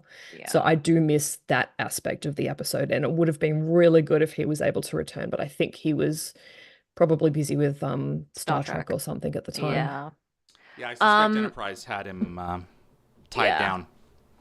So we have Jacob, as funny as the other guys but with different vibe. No, as funny as the other guys, but with different vibe due to lack of Coombs. The gate virus idea is super interesting, but it should have had its own serious, in quotes, episode, not be a part of a funny one, in quotes, for Chevrons. And then Jacob said the way they combined Felger's funny premise with a great idea exploring Stargate technology never worked for me here, and that's my big issue with the episode. I wish they did 2 separate ones. Yeah, I see what you mean. Anthony, 4. Logwatcher, this is a 4 for me. Great that Felger and Mayborn live in the same building. Accent in. Yeah, that's cool. The ending scene was a technical masterpiece. Felger's antics were just plain fun. Yeah? Kevin said, I'm stuck between a 3 and a 4 because I'm never looking forward to this episode, so I'm going to give it a 3. Gecko Fett, 4 out of 7 for me. It was a fun 2. It was okay. Well, it was a fun 2, but you said 4, so I don't know. Shimmer and Victoria, 3. Some fun quotes. Raj Luthra, my rating for Avenger 2.0 is a 4 out of 7. A fun episode, but could have been written differently. I wish John Billingsley returned. Amen. Yeah. Jed Ted said 5 chevrons. Raj Luthra confirmed that it's Howard Wolowitz in Big Bang Theory. That's Wolowitz. It. I don't like him, yeah. Lock Watcher would have been a 3 for me, but always a bit higher when watching with friends. That's another thing. I think that definitely helped. And I think that's it for now. If anyone has any more, throw them in later. So I asked the chat, would you hang out with Jay Felger? Out of the 19 concurrent viewers, 13 voted. Yes, was 85%. Which is very interesting. I like. I believe that. Yeah. Yep. Oh, and Candy Mitch has just shared a 6. I think most of these ratings are above average, and a lot of them were 4s. Yeah. So we all seem to be on a similar page. I really have always tried to embrace the fact that there are lower numbers, and you need to use them because the gate world polls for years. Most the average of every episode was a 10, a 10, a 10, a 10, a 10. So you have to curve you have to curve the rating. So well, we're not afraid here to give things bad ratings, and David's really not afraid to be honest on here, which is great. Yes, thanks, David. We appreciate your honesty. We appreciate your honesty. We're all trying to be honest here. So thank you, David, for keeping us in check. Happy to be honesty. Exactly. All right. Birthright. All right. I'm so excited for this one. I want to see Teal get laid. Yes. It's a shame we couldn't have Billingsley and then Jolene Blaylock because they were both on Enterprise together. So it would have been fun for a little crossover. Oh, yeah. Exactly. Yeah. Oh, yeah. True. Yeah, for sure. Blalock, by the way. Oh, sorry, Blalock. Blalock. Yeah. All right. Whoops. Okay. Birthright. Here we go. Look on ye and despair. In 5, 4, 3. Oh, I'm not ready. Okay, then let's. I'm so sorry. I just lost my screen. Uh-oh. Yvie's almost ready. Go find your screen. Yeah. Everyone reset. Okay. Everyone reset. No, sorry, guys. I'm good. This is like the 3rd time we've done this in the entire pantheon of the show. You ready now? I'm so sorry. Yes. Yeah. 5. It must have been my voice. 5, 4, 3. Welcome back to the Wormhole Extremists. My name is David. I'm with Nicole. Hello. And Yvie. Hello. And this is 710 Birthright. It is. Yeah. So this is Christopher Judge's 3rd episode as writer. I think after The Warrior and The Changeling. Reichel. Yeah. Damn right. Poor guy. Dies at like the 46-second mark of this episode. Yeah. Really awkward. So he's appeared before as this character? I don't know. Oh. Because I don't actually say his name, but he has a name on the Gate World entry. Yeah, he said Reichel. Yeah. Oh, he did say Reichel? Yeah. Reichel. Mm-hmm. Oh, that's a lot of shots. Okay, so they were ambushed, and then the ambush was ambushed? Yeah. Correct. Okay, yes. I just want to make sure I'm all straight. I just want to say that I do love the women kicking butt episodes Yes. on No. TV sometimes. So No yeah. way. Can you believe it? No. Those Jaffa should be at the campfires. No, all right. I actually do like the way that they emerge from the mist. That's really cool. Yeah, really Uh-huh. mysterious. Ha ha ha. That was Exactly. a lot of staff blasts. It was. So we've got here Christina Adams playing Marla in her only Stargate appearance, and she later landed reoccurring roles on The Mentalist and Agents of S.H.I.E.L.D. And she did recently do some voice work on The Mandalorian. And the other lady playing Neith is Catherine DeBorg. And she actually has some history with the show's creators. She worked on The Outer Limits, and she also worked with Birthright again on Travelers. And a fun bit of trivia, both she and Amanda Tapping had the same distinction of playing working girls on The X-Files 1 year apart. Wow. Ah. I am so excited. You know, it's interesting to see more female Jafar entering the show. You know, like it's mainly males because obviously that's just kind of the history of that. It just makes a lot of sense. They were in Something Yeah. with the Gods. Yeah. Part of Apophis's war party at the SGC, and it was the scene was deleted. Yeah, that makes me sad. So it's nice Oh. to see them making a resurgence. You know, more women can kick butt. So it's nice to be reminded of that every now and again. So I believe that Christopher Judge first pitched this sort of Amazon-inspired storyline around season 5, but the concept went through sort of several revisions before making it to screen. And what began as like an exploration of Greek mythology's Amazons eventually gonna say the evolved into Amazons, yeah. something with more depth. It was sort of more of a story about an underground railroad of women escaping oppression in Jafar society. And I think after this episode, he had actually mapped out multiple episode arc featuring these characters, but it was only sort of partially realized in the season 8 follow-up sacrifices. yeah. And this episode apparently was filmed at the same time as Heroes. So back in May 2003, they had 2 separate film crews working simultaneously at the same location. And they even used the same Stargate prop for both episodes. Okay. So Peter West would shoot Birthright from one side of the gate, while Andy Makita was directing Heroes from the opposite side of the gate. Fantastic. So the location stuff. So what you're saying is Hacktel is also P3X666. Yeah. Okay. Makes sense. It's the same woods. Yes, it is.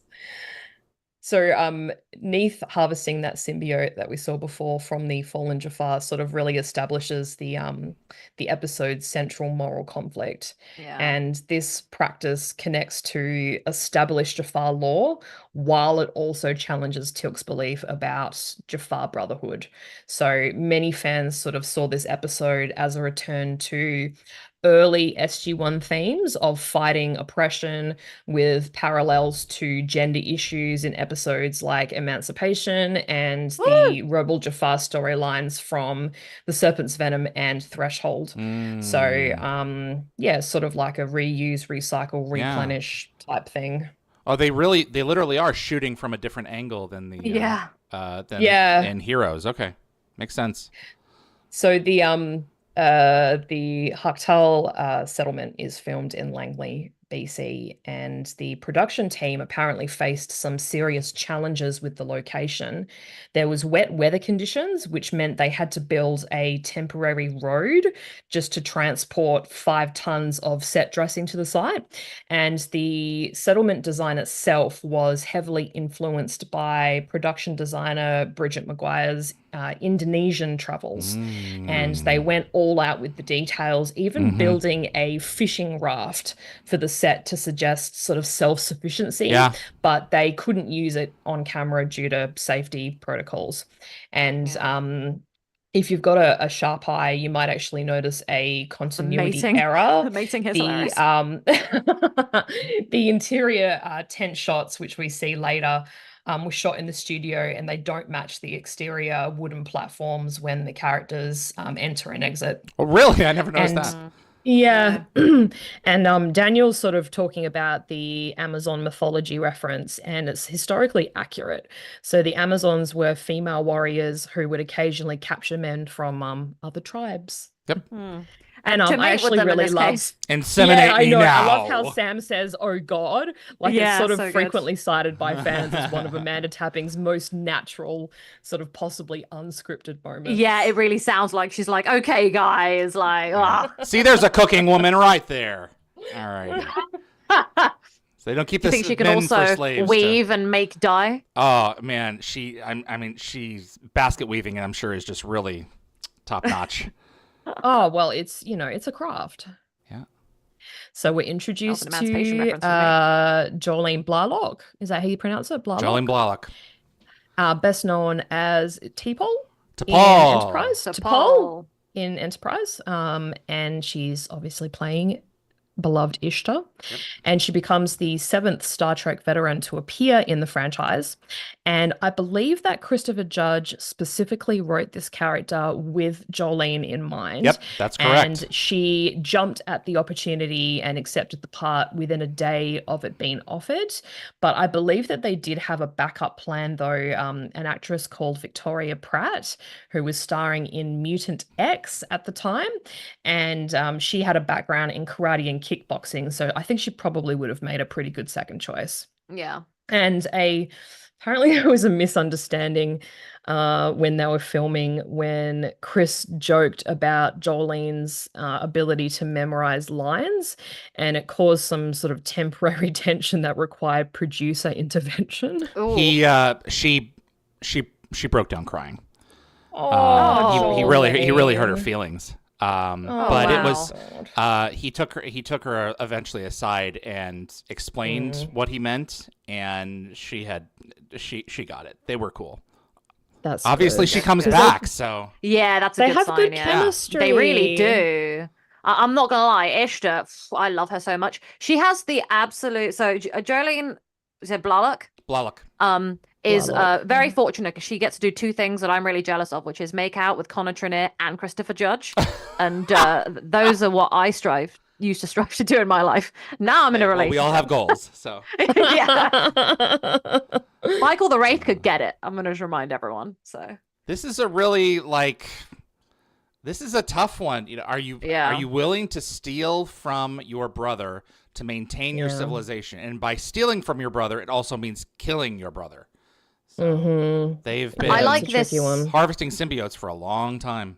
I like that this episode brings up, periods, because it's something that's not a typical Stargate conversation, and like, sorry, hitting puberty, so period comes, obviously. And I think that it's really awesome that Stargate kind of touches on that, and and like how, because the last time they did this was like with Ryak, with him entering puberty and having Yes. the need for the symbiote, and so it's nice to revisit it from a woman's perspective and see how it affects them. So this is quite the line here. The penis line?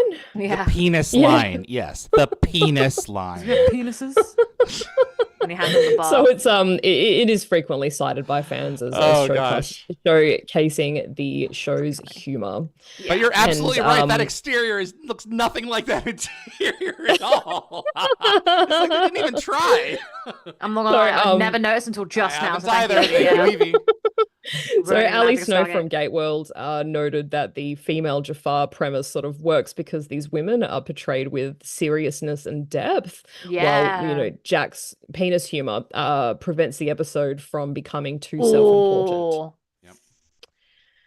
So Moloch yeah, I see it. is Moloch is actually based on the ancient deity Moloch or Molech, mentioned in Yes. Leviticus and Deuteronomy, associated with child sacrifice. Yep. And the decree that only one male child would live might be a commentary on the real world gender policies, like the former one-child policy in China that favored male children. Mm-hmm.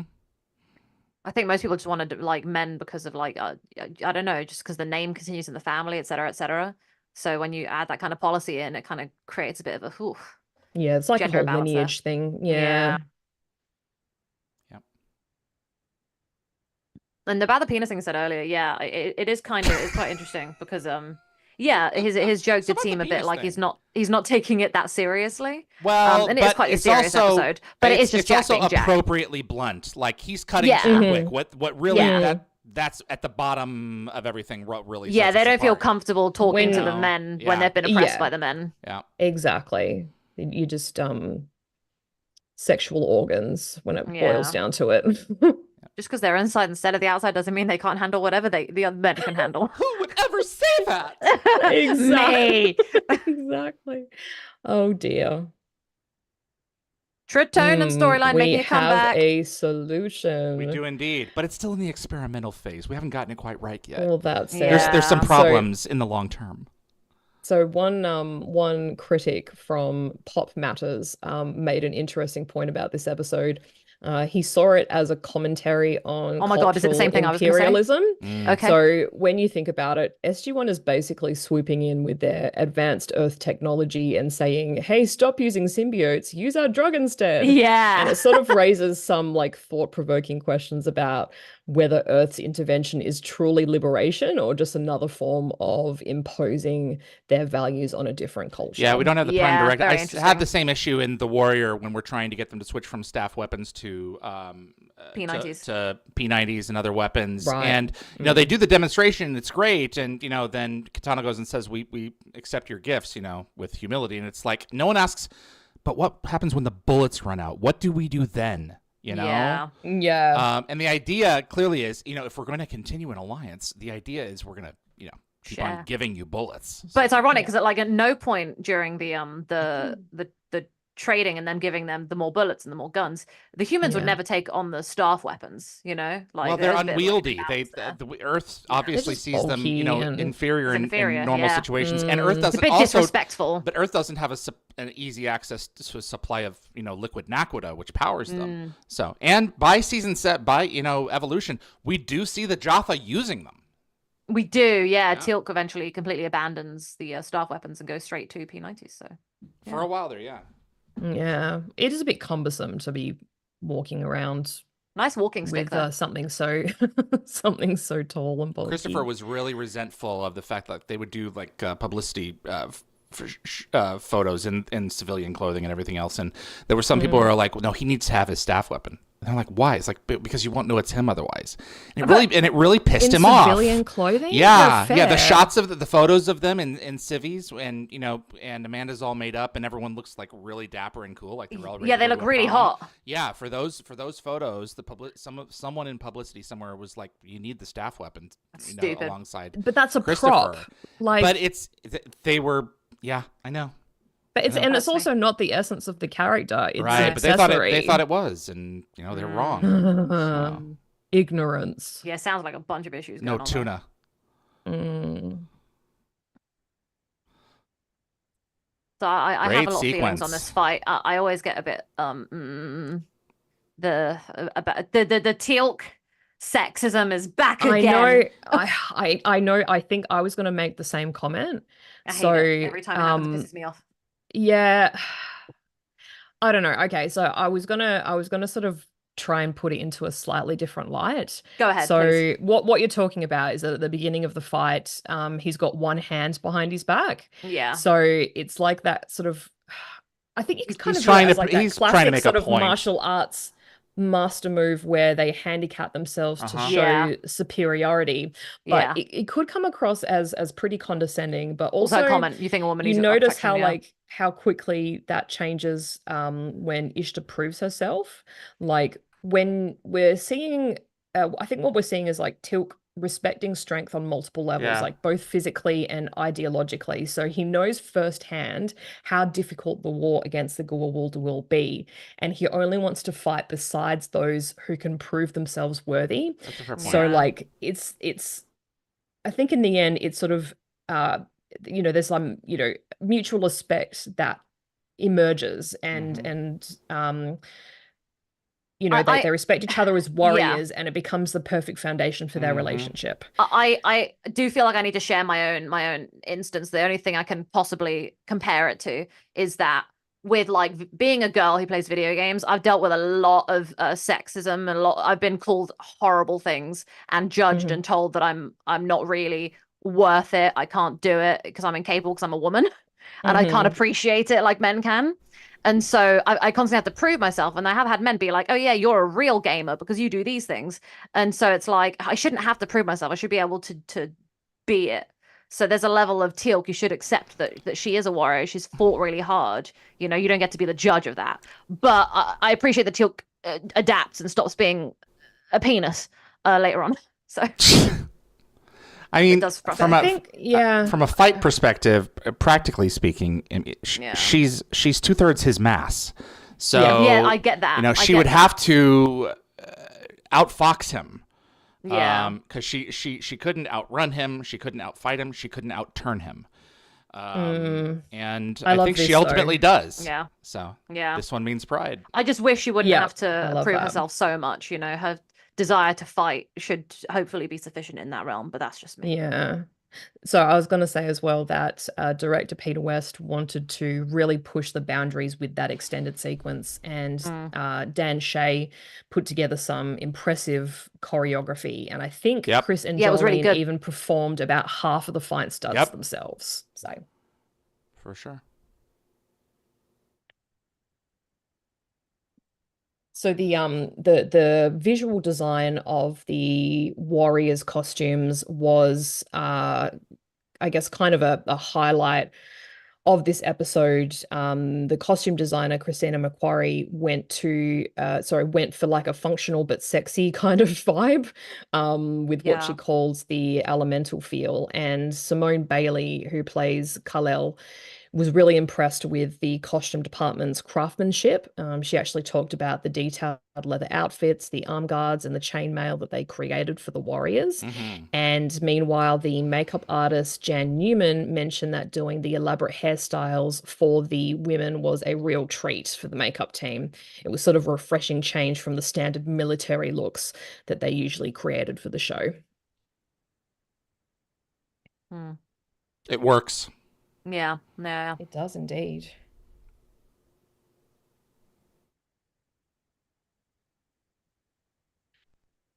I actually always thought that this woman had really short hair, but she doesn't. She just has it pinned up at the back. Yeah.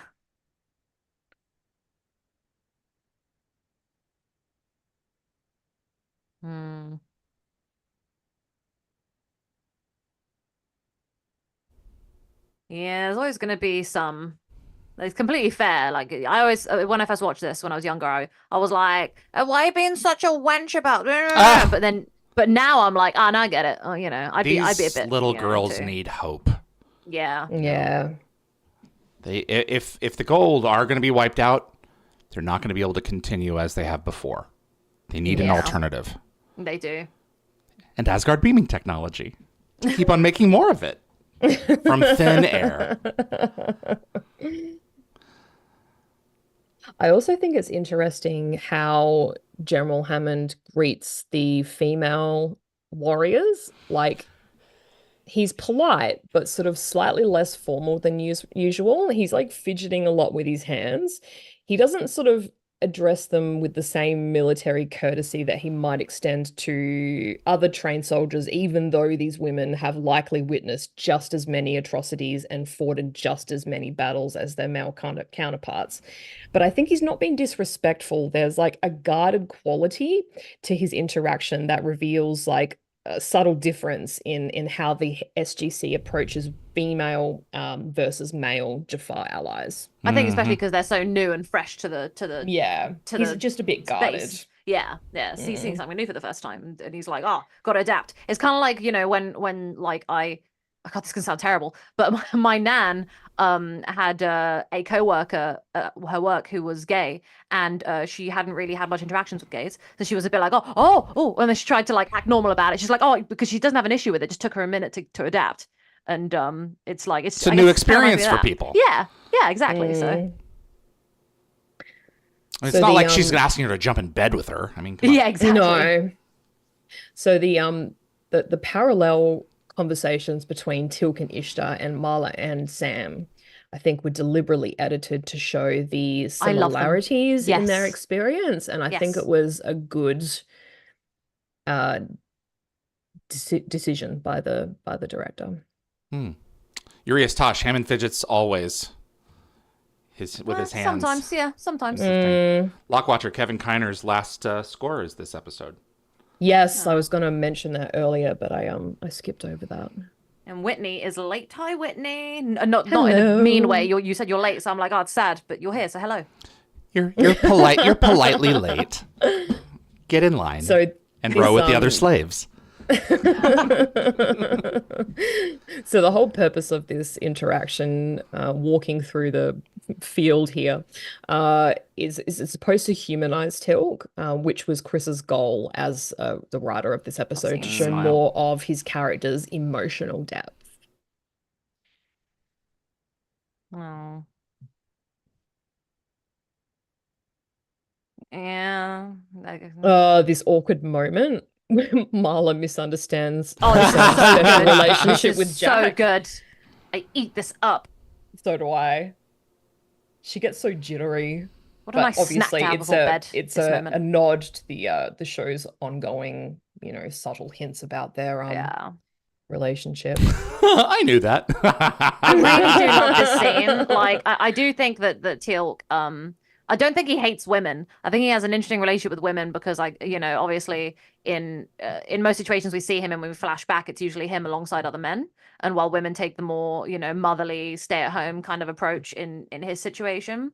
I do think Teal'c has great love and respect for women. I just think that it's obviously different, as we always say when we debate this, David. It's a cultural thing. David always is always saying, remember, he's a different culture. I'm like, yeah, you're right. Mm-hmm. Not everyone is, fortunate enough to live in our domains. No. And so I think that Teal'c, I've always been gutted that he respects Sam so much, but then he's disrespected other women that I like so much. But this episode, his respect for Ishtar really like from this point, I'm like, oh yes, big. Mm-hmm. We love it. Yeah. We love a supportive boo. So yeah, Saudi Arabia, females only just started driving 7 years ago. Damn. Mm-hmm. Yeah, we're very lucky where we are. Mm-hmm. It's funny because I think about how progressive, how forward, and how far we've come. And I'm so lucky I was born in this time. But 100 years ago, women didn't have the same rights they have today. So it's like, whoa. No. Lucky I was born now. And where I am. Oh, this is so cute. So, a little crush on him. It's adorable. I know. Daniel's interaction with Nisa really showcases his gentle approach with children. He'd be such a good dad. Reddit fans highlighted as quite endearing. Yeah. And this actress, I think her name is Kirsten Prout. She actually later worked on a project called Kyle XY. Yes. And she played the daughter to Terrell Rothery's character. It's very cute. Interesting premise for a show. Yeah. Kind of like teen science fiction. Oh, I haven't actually heard of it before. Mm-hmm. Yeah. I have no symbiote. Yes. And I don't want one either. Yeah, I'm good.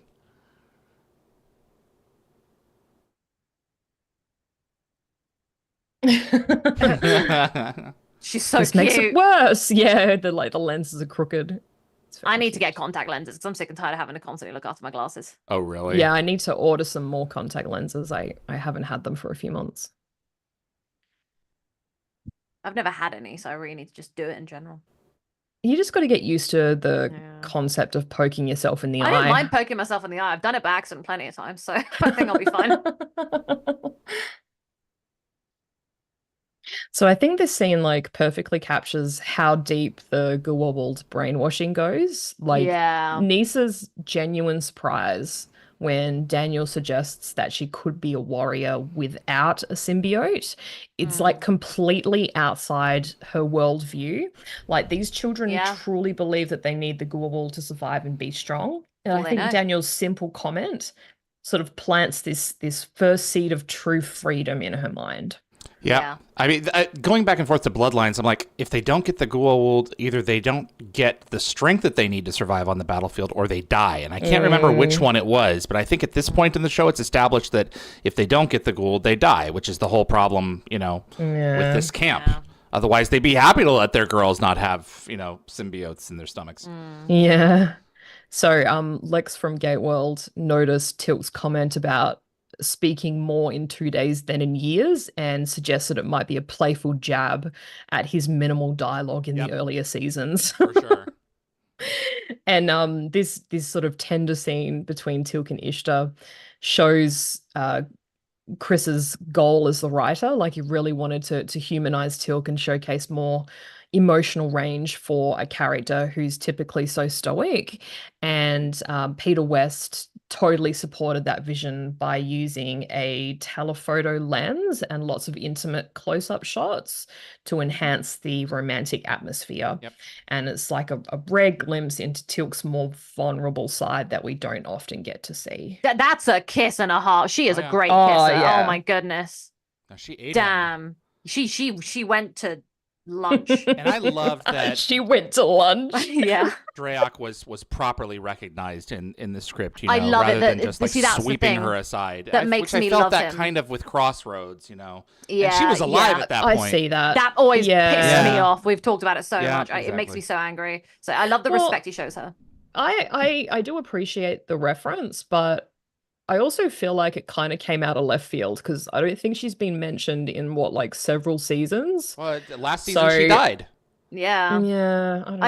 I think it's been a while for us, maybe. But what I will Maybe. say is that, like, if you want to smash someone new, you're going out on your first date and you have a dead wife or a past wife, you're going to talk about your past relationships before you smash. Smash. It's That's just really kind sexy. of what you do. Yeah, I know. Sounds Nicole's really all meaningful about and the intimate. sexy dialogue. That's what I say Yeah. for intercourse. That's Smash. fantastic. All right. Thank you. Yeah.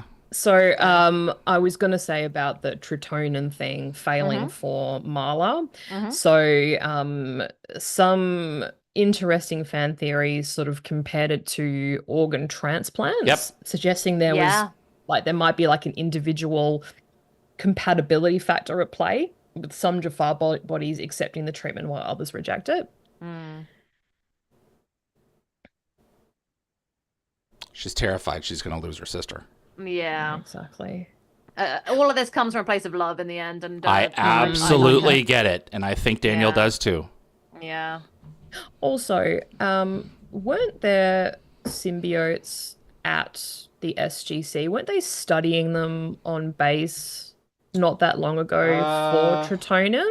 So did they not have some available I don't that they know could if have any were given confirmed. Okay. Yeah, and after that, I don't think they'd want to give them to them. After that, they suspect that they would, after they're outside of the body for a certain period of time, I suspect they're pretty darn weak. Yeah. But I don't think SGC was studying them. No. I think the Geneva Convention would have a problem with that.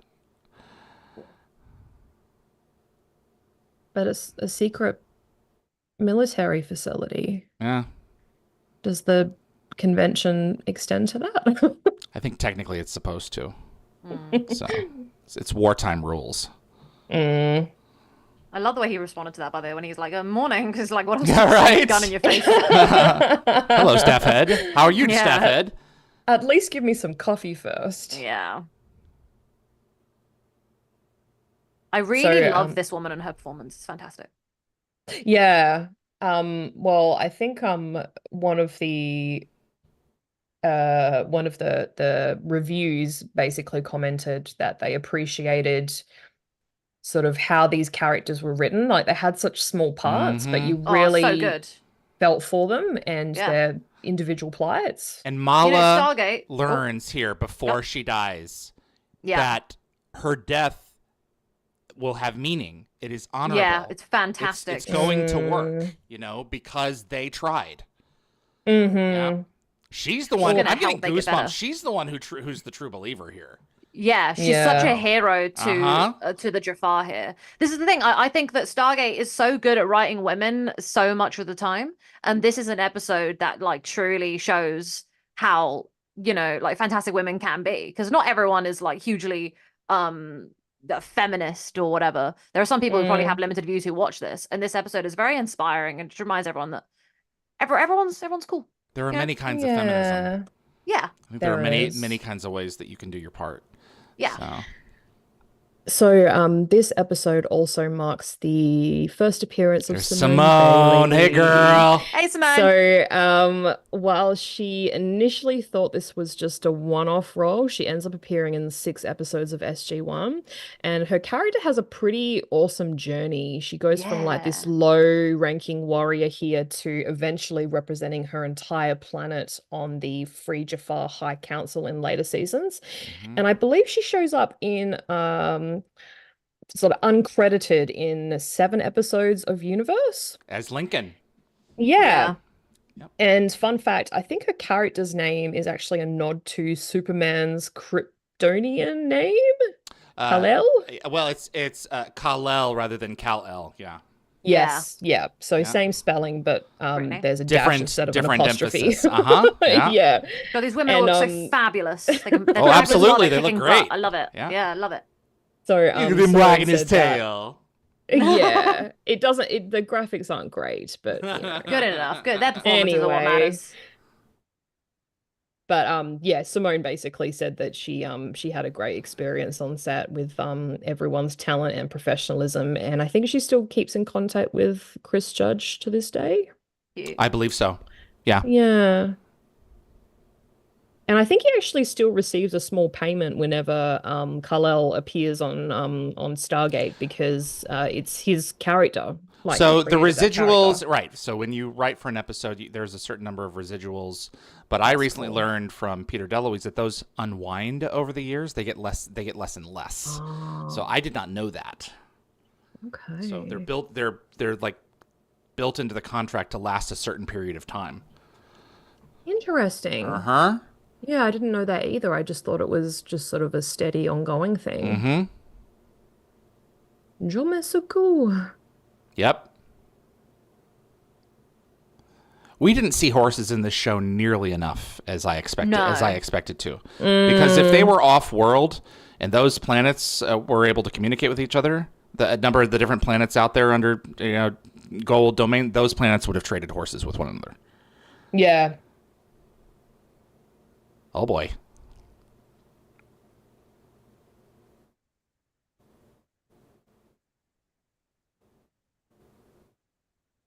You know, I want to say something as well, actually. With Ishtar and Teal'c, I like the fact that you get to see their relationship develop on screen. So many Yes. of the dynamics we see with the little romances on the side tend to happen behind the scenes and then they appear. Like Teal'c's previous relationships, all the pre-existing stuff, it was all there before, and we had to kind of just believe it.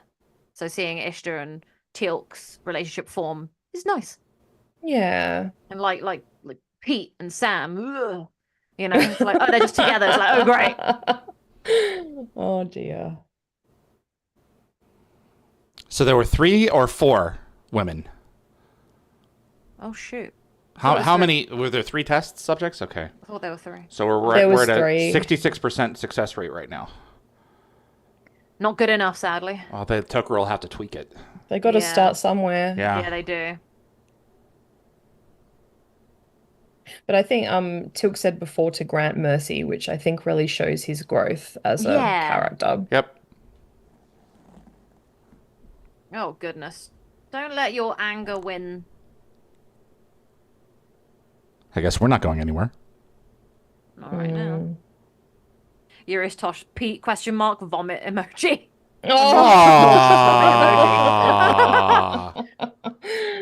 I love David DeLuise. Me I was too. going to say, I find it hard to differentiate between David DeLuise and Pete. I love David DeLuise as well, Yeah. but I don't like Pete.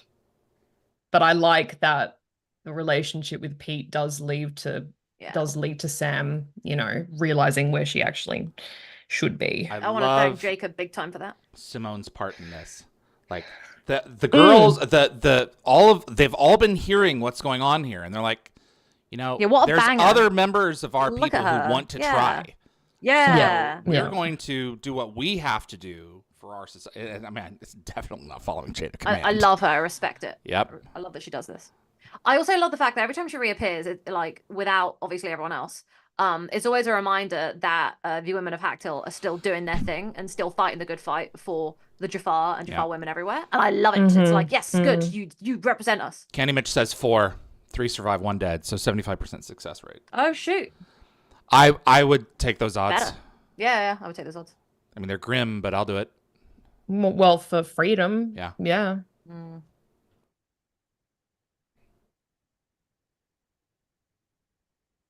She didn't last. We know that. Yeah. But you haven't had a symbiote before, so your chances might be better. Yep. We have Carlos in here. Hello. Good day to you too. Welcome. I know who that is. Okay. Carlos de Fiche. The fish. Yes, de Fiche. I like fish men. You do love fishmen. Yeah, this It's one's been, up. It's been a hot minute since you last mentioned fishmen. You know, not any fishmen in this. Not. We can keep going. Yeah. No more fish references, other than this fish. Look at their fish. No, I'm saying their feet. But I just want to say fish.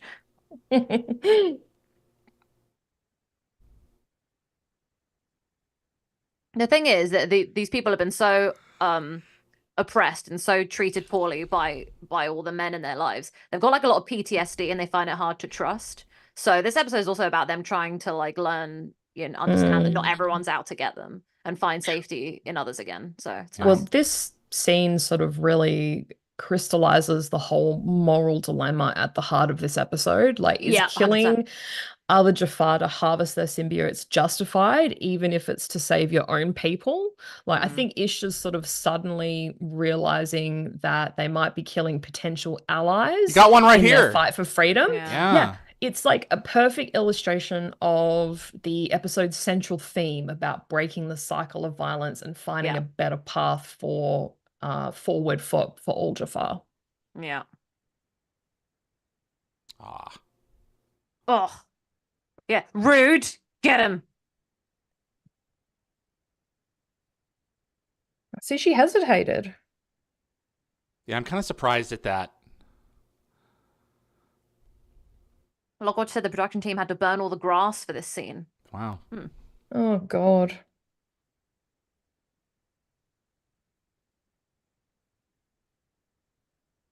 Oh, the fierce look on her face. Yeah, she plays this scene really well. I love their relationship. I'm obsessed with them. Why don't we get more? We do get more. It's called sacrifices. Only one more, and then occasionally they like ask how Ish Yeah. is, and it's like, okay. Jolene, Yeah, she's after mentioned. Enterprise, she did a couple of things, and then that was it. She moved on. Yeah. She doesn't really act I get anymore. it. They got her I back get for it. Lower Decks, and it required some convincing to get her back, but they did it. Oh. I'm glad they, As to they Paul. succeeded. It was a good Yeah. episode. I think she's fantastic. She's great. You know? Also, I quite like this episode because I feel like one of the things about Star Trek that does kind of bother me a little bit, but they, you know, I got over it after a minute. Is you know, they very much sexualized her quite a bit. They gave her, you know, very tight fitting outfits, et cetera, et cetera. They did it across several Star Trek moments. But in this, you know, they're able to keep her like feminine look and keep her looking, you know, gorgeous, but also making her a really strong character. And it's like you don't need to over sexualize her to keep her awesome. So I mean, it's TV. You're going to hire beautiful people. yeah. Except Steve Buscemi. But she's Because he's just magnetic no matter what comes out of his mouth. brilliant. She's just such a brilliant actress. You know, I think she's phenomenal. She's a beautiful woman and she delivers such a good performance. Here's Nisa. She just came from a keto class. Yeah, it looks like it, doesn't it? So I think her emotional plea to her sister represents like the true heart of this episode. You know, instead of resolving the conflict through force, this story finds its resolution through personal connection. Yeah. And there are several critics that praised exactly this emotional depth, noting how it elevated this story above just being like a regular sci-fi Amazon warrior sort of stereotype. Yep. And like after all the fighting, what ultimately changes minds is, you know, the love between sisters.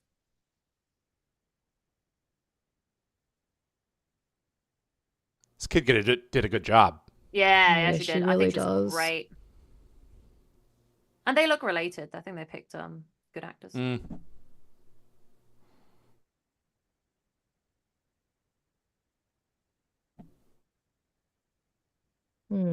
So sweet. Such a tender episode.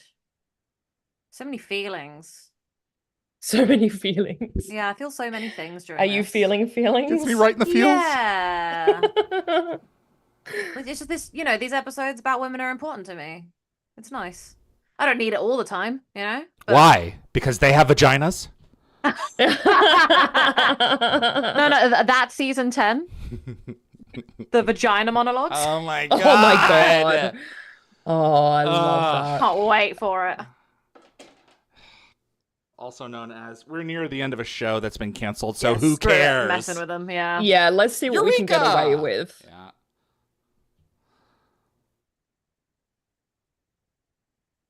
The aggressive making out here at the end Send us while they're an email. talking. I know. It's It's hilarious. quite passionate. This is honestly like they're both quite intense kisses.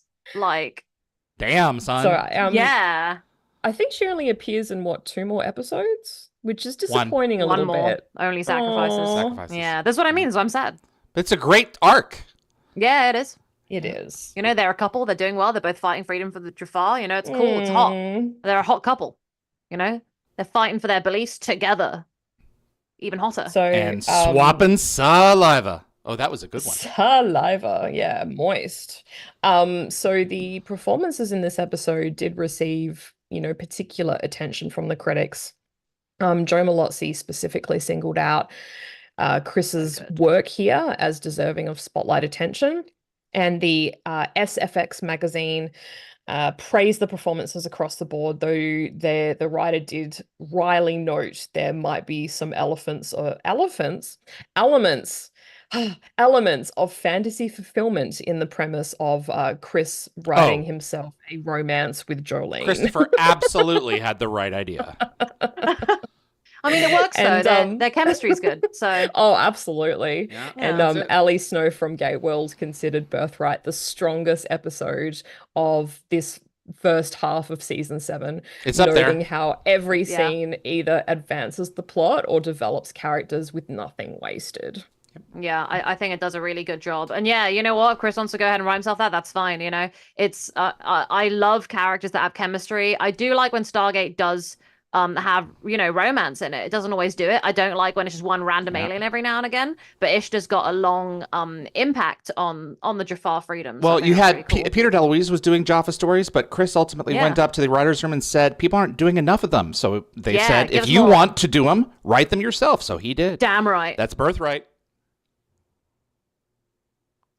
I know what I'm doing. I wrote it down like 5 Fitting minutes ago. that last Yeah, good job, David. Under the wire. You were like, I was For the podcast starting version. to get a We have bit. to be fast with the I was podcast starting to get sweaty. I was like, "Oh, David, you better speed this up." my butt was sweating. That's it's a lot to do that. I You did give very well. this a 6. I think this episode slaps. Again, I think another thing is that I don't just go out looking. Shut up, David.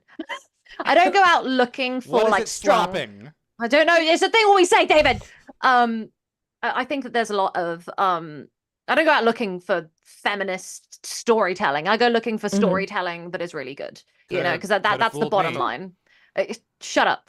But when it comes to Stargate, I think the reason that these episodes mean so much to me is because when I was growing up, it's really refreshing and nice seeing so many women in kick-ass things, because I grew up watching like stuff like Lord of the Rings and whatever, and there's not many women in there. There are, but the men take the main spotlight. So it's a nice reinforcement when I was a kid that, and also I've played loads of video games and it's mainly male-dominated heroes. It's mainly just always men kicking ass.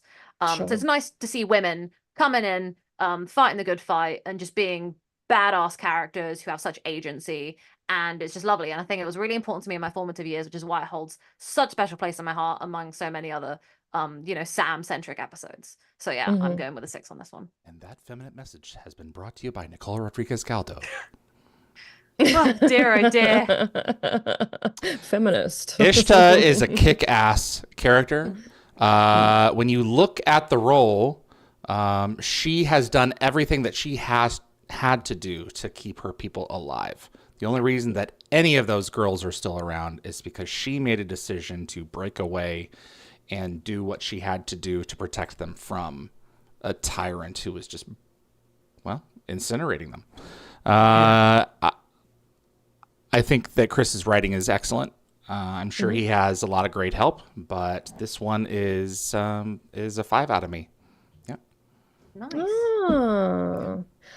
I also appreciate the strong female characters and the representation. I think is done really well. Jolene, I think, plays the role incredibly well. I think the story is well written and character development is good, with a little bit of a cheeky bit of romance there, which was nice. Always it's good fun. to see. Yeah, it's good to see Tilk, I guess, finding his romantic feet again Yeah.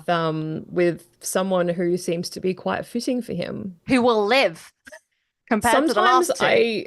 I do find these, just to be honest, these Jafar-centric episodes a little bit dull. I hate to say it. The Warriors one, I never sat entirely right with me. There are some episodes that just fall a bit flatter, but some of them But bang. I think like this one is pretty solid. I Yeah. was also going to give it a 5. Nice. Yeah. There we I'm go. glad that we're pretty interesting. It's we've got 2 4 4 for the last one and 5 5 6 for this one. It's cool. Yeah, I'm glad we all enjoy it. It's really well written. It's not just just being like that's the thing I was always worried about. Like looking back on this as I got older, I was like, is this actually a good episode as I got older, or is it just did I enjoy it just because there's women in it? And then it's like, no, it's actually good writing. No, you have women and did something cool. you're distinguishing. You know good art when you see it. So it's not just because of that at all. No, but I did So. worry that I had rose tinted goals for it because like I do Broken Divide or something, which is Well, I mean, Sam looks awesome in that dress. She really does. Yeah, But what happens in the script has to happen. Yeah. But, sorry, Emancipation. Thank you. Yeah. Broken Divide. Yeah, blue is her Yeah. color, but no, this was definitely it hit the same notes but louder, if that makes sense. Like it With a it was a gong bit more instead of of a a bell? modern take. Yeah, it was a bit more of a modern take on feminism. I think Emancipation was probably just a little outdated. Yeah, I think that's another thing. This episode is also, I will say that Stargate was obviously a bit cringier in the early days because it was 90s. And as we get into the 2000s, they're finding their feet and it's becoming more palatable. Yeah. So, which is probably why Atlantis is so good as well, because that's very palatable. It's not that cringy often. So, David's like, I'm gonna hold my we're just opinions rolling till along. later. Much later. we've got hold on. I want to flip you off so bad, David, you son of a gun. I almost want to take a clip of Nicole going da da da and make it my ringtone or something. Do a music mix with it. Put it over one of those processors so you can change the. I'm sure you could do it to the sound of the Stargate theme song, which is the da da da da da da with all my da da da da da. Yeah. Oh, someone please go and do that.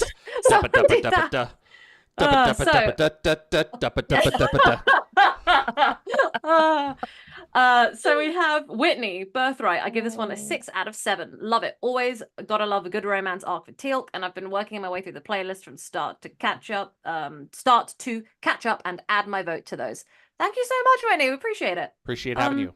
Absolutely, yeah. I think I've seen some of Whitney's comments. Yes. On I've gone back and glanced and been like, oh, yes.